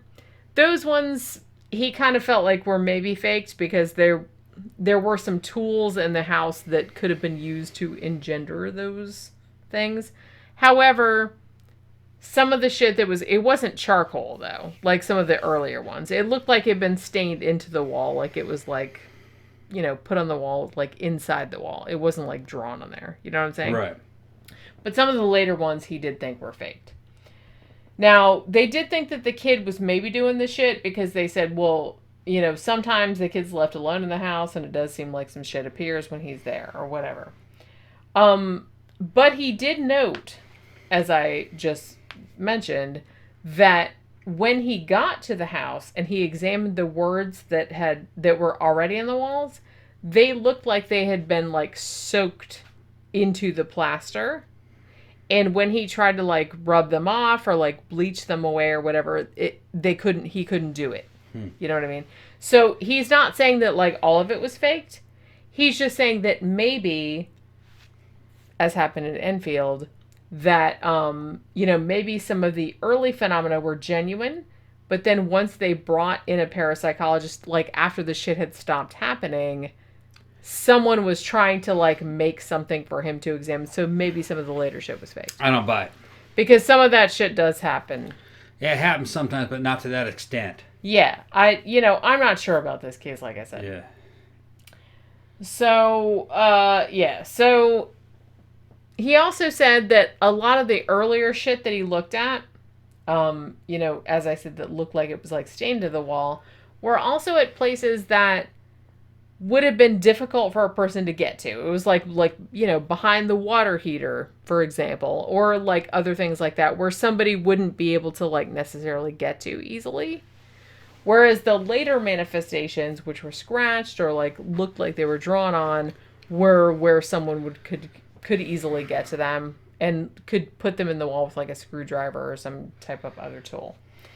I ain't buying it. If you got a good phenomenon, it speaks for itself. You don't have to fucking... Yeah, this one is a little bit... like I said, it seemed like from 97 to 2002, it seemed like this was like kind of a big deal, and then it kind of like faded out. And maybe that's why. Maybe that's because just there wasn't a lot of going on. Now, when the parapsychologist was at the house, he did note a few strange, anomalous things that he couldn't really explain. He said that his camera case disappeared at some point, and it came up, like, it turned up somewhere else, which he thought was very strange, when he couldn't really explain it. Yeah. He also got a couple of the weird emails with, like, all these weird Welsh words in them, and then he said that when he got it, that he had been with, Rosemary Gower, who had supposedly sent the email, but she was not sending it at the time. Like, the time that it got to him was not the time that she would have sent it. Like, they were together at the time and she wasn't at the computer. You know what I'm saying? Yeah. So it's like, so he thought that was kind of weird and had like all these like weird Welsh words and shit, which she said she didn't put in there. He said that he also had some of the, he experienced some of the phantom smells. Like, he went in one of the bedrooms and he said there was a very powerful smell of incense, and he could not find a source for it. He also said that he saw a couple of ambiguous object displacements, like while he was there. Like things disappearing and turning up in other places that he could not explain. Although he said, it's possible that like some other member of the family could have done it, but it seemed very unlikely. So it does seem like he kind of thought some of the shit was genuine, but that some of it was fake to try to... he's not like saying that it was faked, but he's like, it's possible that it could have been faked. Now, he did say that he took a picture of a section of wall and there was nothing there when he took the photograph, but when he developed the photograph, there was like a monk, like an outline of a monk type thing on the wall, like in the photograph, which he said that he had not seen when he photographed it. Now, after his investigation ended, he stayed in contact with them. Now, in February of 2001, very famously, Rosemary told him that Brother Doli, their monk apparition or whatever it was, told them that he was going away because John Paul, the son, was too old now because he was turning 16. That's what he said. That's some weird shit. Yeah. It almost sounds like a real case, but I don't know. Yeah, I'm just ambivalent about this one. Yeah. It's just kind of like, I wanted to add this one because I said, well, it's in the UK. It's kind of a famous case. It's one that gets brought up a lot. And there was one in the UK that maybe some of you British people fucking might remember this one. I think it happened in the early 70s, maybe the 60s. It's about a guy, teenage kid. He lived above a pub, and evidently there was a disturbance going on in his apartment with his parents. And he could stay in bed, and behind him his fucking cane would fucking do a dance. I remember you telling me that one. On the headboard. I couldn't find anything about it, though. And people would come up from the pub at all hours of the night. To see it? to see this poltergeist do this little fucking tap dance with a fucking cane. Could they like And he ask could him have- questions or shit? Or Yeah, and he would answer. He would answer out in taps. And he'd have both hands visible, the kid. So they checked him. He wasn't doing it. But I don't remember what the name of that case was. I'd like to find it again. I couldn't. You know what? I I remember remember seeing photographs, black and white photographs of it. And well, the I cane. remember when I was working on the book, and you told me about that case, and I did like a Google search, and I could not find anything about it. He would set a cane. He had a cane. I don't know if he walked with a cane or it was just a cane in his house. Like his He just had granddad's a cane. cane, right. I think he lived with his grandparents, if I remember correctly. And he put that cane on the headboard behind him, and it would start tapping out answers and doing little dances and stuff. And they could never figure out how he was doing it. They thought he was doing it, but they couldn't see how. Could have been a magic. And trick. it would answer questions that he couldn't have known. Stuff like that. See, Answer that's- correctly. See, that's the first thing I would Yeah. go to. They'd I answer. would they'd- ask them something. Yeah, that he would. there's no They would way ask could the know. people from the pub would ask these fucking bizarre ass questions that there was an answer to, but there's no way he could have known. And I don't remember the name of that case, but I'd like to find it again. Yeah, it was in a book. I couldn't find it. It was in a book. I mean, I'm They not. had these things called books. They were made out of paper. They had words on them. People don't use them anymore, but it was in a book. And Yeah, they do. Lots of people still. I don't remember what that case was. Maybe somebody in England might know. I'm just saying, like, I Googled it and I couldn't find anything, which doesn't mean that it doesn't exist. It There's just a lot of means stuff that that no didn't- one has digitized that yeah, book there's yet. a lot of stuff that didn't get digitized. Yeah. I mean, there's people out there doing it, like Yeah. Project Gutenberg and all them. They're Yeah. trying to, like, digitize. And I don't want to say that the case was real. I wanted to look at it again because Yeah. I hadn't read it since I was a teenager, and I'd like to look at it a little more closely. Because, man, I used to love all those books Yeah, when I was a teenager. I used to go to the library. I mean, like, I would read all the horror shit, and then, like, I would go to the paranormal section. I would read all the. I read all William Roll's books, all Hans Bender, all Yeah. this type of, like, parapsychology stuff. I read all that shit. yeah. Like I said, It was from that era. I probably only believe about 5% of it nowadays, but it's like Some of the back shit then I very was interesting. buying that shit. Back then I was buying that shit. Well, it's easy to make up these stories. There was a time in which these stories sold. Sure. And you could make money on them. You can't really make money on this Well, and anymore. especially in the 70s, because I feel like there was a you lot can make a of... damn movie. Well, yeah, because look at like Right. Amityville and all that shit, Right. which I think was largely bullshit. So And- there was copycats. Right. But I saw the real thing. You've seen the real thing. It's out there. It's just that for every fake, every 20 fake cases, there's only one real one.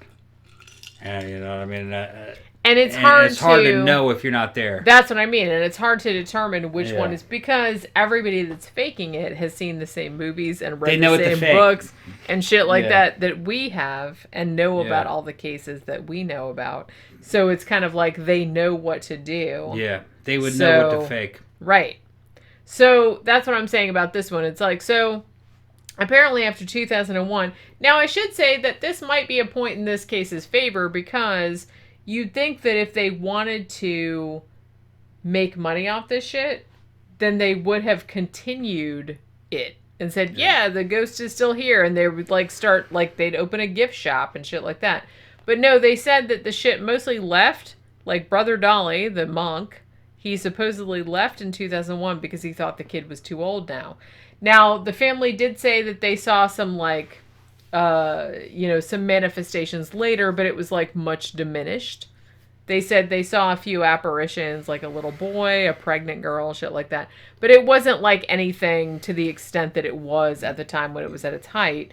So, you do have to give them credit in that regard, that they weren't, like, trying to make a fucking franchise out of this shit. And they weren't, like, trying to, like, sell books and gifts and all kind of other shit about this Brother Doli monk. They basically said, well, he's gone now. So, and I don't think they live there anymore. So I don't think they're still trying to, like, live off of this legend. So I don't know. Maybe they did have some weird, like, anomalous shit happen at this place. Who knows? I don't know. But I don't know. I'm skeptical of all this kind of shit. So take that with a grain of salt. Well, I've seen the shit, and I'm skeptical to most of the cases. Same. You have to be, because, like I said, there's so many fake ones versus Well, how many it's real easy ones. to fake it. Right. Is the problem. It's easy to fake it, and there's like a million other things that it could be other than supernatural If you activity. guys want to see what a real one's like, fucking buy This House is Haunted by Guy Lion Playfair. And I'm going to tell you, fucking mine, fucking Mouth Mountain Poltergeist, Jenny sold it.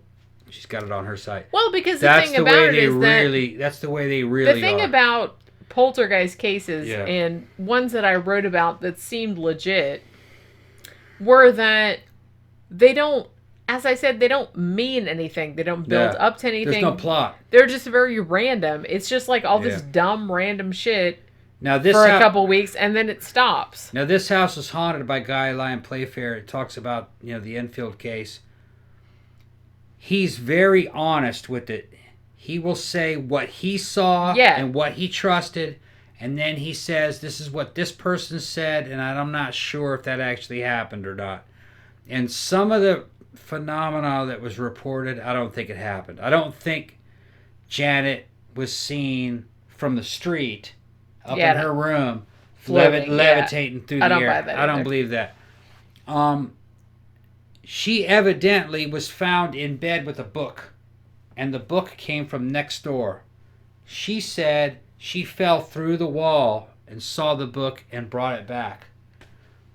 Man, I'm almost believing that because I've seen, in my case, apports. In other words, an object from another room appear in your room.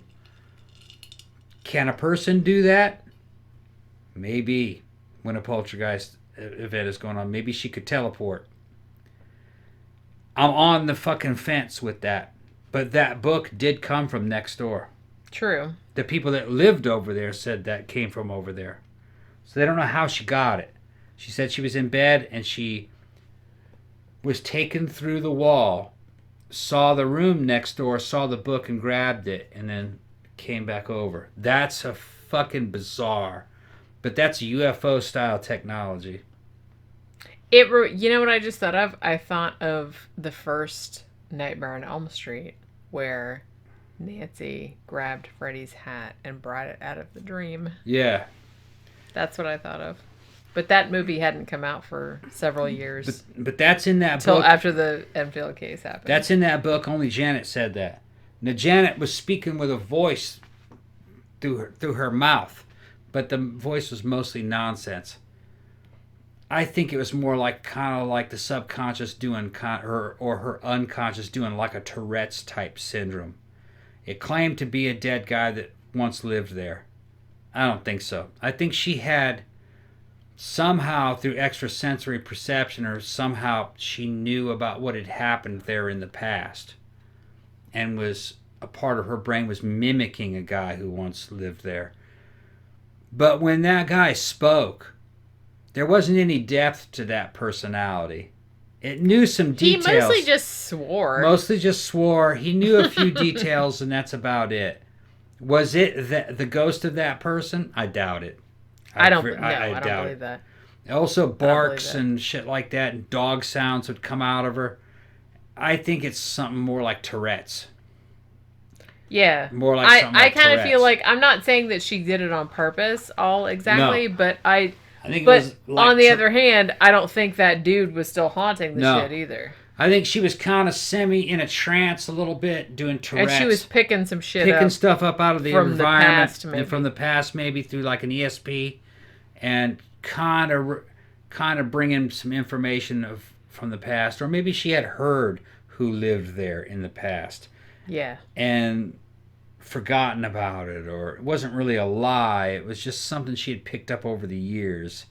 And said That seems pretty But likely. the moving objects was real. And fucking the cops saw it. The fucking, the newspaper people saw the Legos flying around. And that's the kind of stuff I saw. And the apports. And what do you call it? An apportation and an asportation. Asportation. It's leaving or it's coming. things being thrown. That's really Yeah, what a that, poltergeist it's is all basically about. just something disappearing from one location and appearing in another location without any like distance And between the two.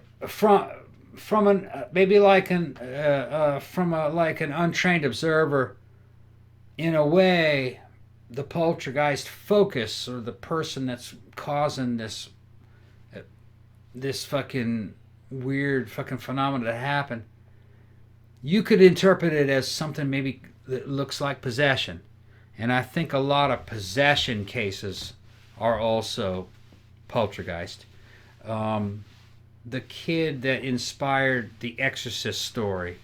Rolando. Yeah. One of the Or Ronnie Mannheim. If you one want to of call the him. assistants to the priest cat butt. wrote a book about what he saw, and he said, well, looking back on it, it was poltergeist. Yeah. He didn't think it was a demon. I put it in my book as well as a poltergeist. Yeah. Yes. He said, you know, and this is back in the 60s, I think. He said it fit. And you can find well, some you can find interviews with him. Yeah. He thought it was some poltergeist. shit happened in that case where it's Yeah. kind of like the kid was staying at the dude's house. It's Yeah. like fucking the chair was vibrating, like Yeah, fucking he saw a rug the bed lift up. right, like a fucking just- rug like pulled under the Yeah. bed, shit like that. It's He like said the kid could know things that were not possible for the kid to know. Drawers could open, and the kid was restrained. yeah, It would just do it on its own. That's poltergeist. yeah. It's RSPK. But as I said, you know, if you're looking at it in that context, In a religious contest, you go, the devil's then in it's, them. you know, a demon, just like the Exorcist. Yeah, but Well, that- we got a good movie out of it, you know. Yeah, but Here comes cat butt. the you know the assistant to the, what was his name? Roland what? Rolando. Well, that's not his real name, but that's what they called him. There was one guy that was an assistant to the Exorcist. He was actually just like an altar boy or somebody. Yeah, he had like in a bunch training. of he had like a bunch of students and other Yeah, things that he was like a attended. priest in training, and it said it scared the shit out of him. But that looking Yeah. back on it, it didn't. He didn't think it was a demon. He thought it was poltergeist. Yeah, and that happened in the 40s, 1949. Was I it believe 40s? I Okay. think it was 49. Yeah, you can find interviews with him. Yeah, I wrote about that too. Yeah. But because like I said, a lot of the manifestations seemed like they. Oh, there's a cat butt. Yeah, what is up with the anus and the fucking camera? Why are you being this way? Turn around. Say hi to everybody. Yeah, could we see your face instead of your Yeah. butthole? Cats use ass to greet you. I guess. Yeah, what's Aw, up? baby.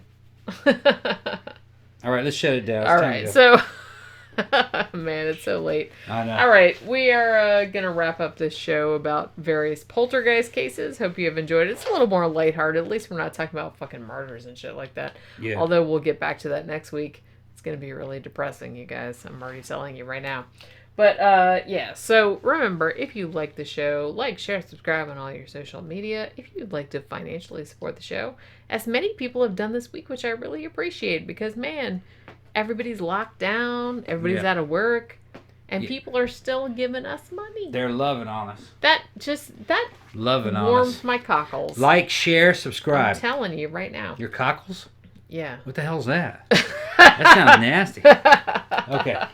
Shut it down, The Jenny. cockles. That's what my porno movie is called. Yeah, okay. Yeah, so if you'd like to financially support the show, you can go to our Patreon page, patreon.com/13o'clock podcast. Or if you don't like Patreon for whatever reason, I also have a blog called 13o'clockpodcast.wordpress.com. And there's a button in the sidebar that goes to a PayPal account that goes right to me if you'd like to give me some money to contribute for. We just bought some new lights. We did all Yeah, we that got two shit. more coming, too.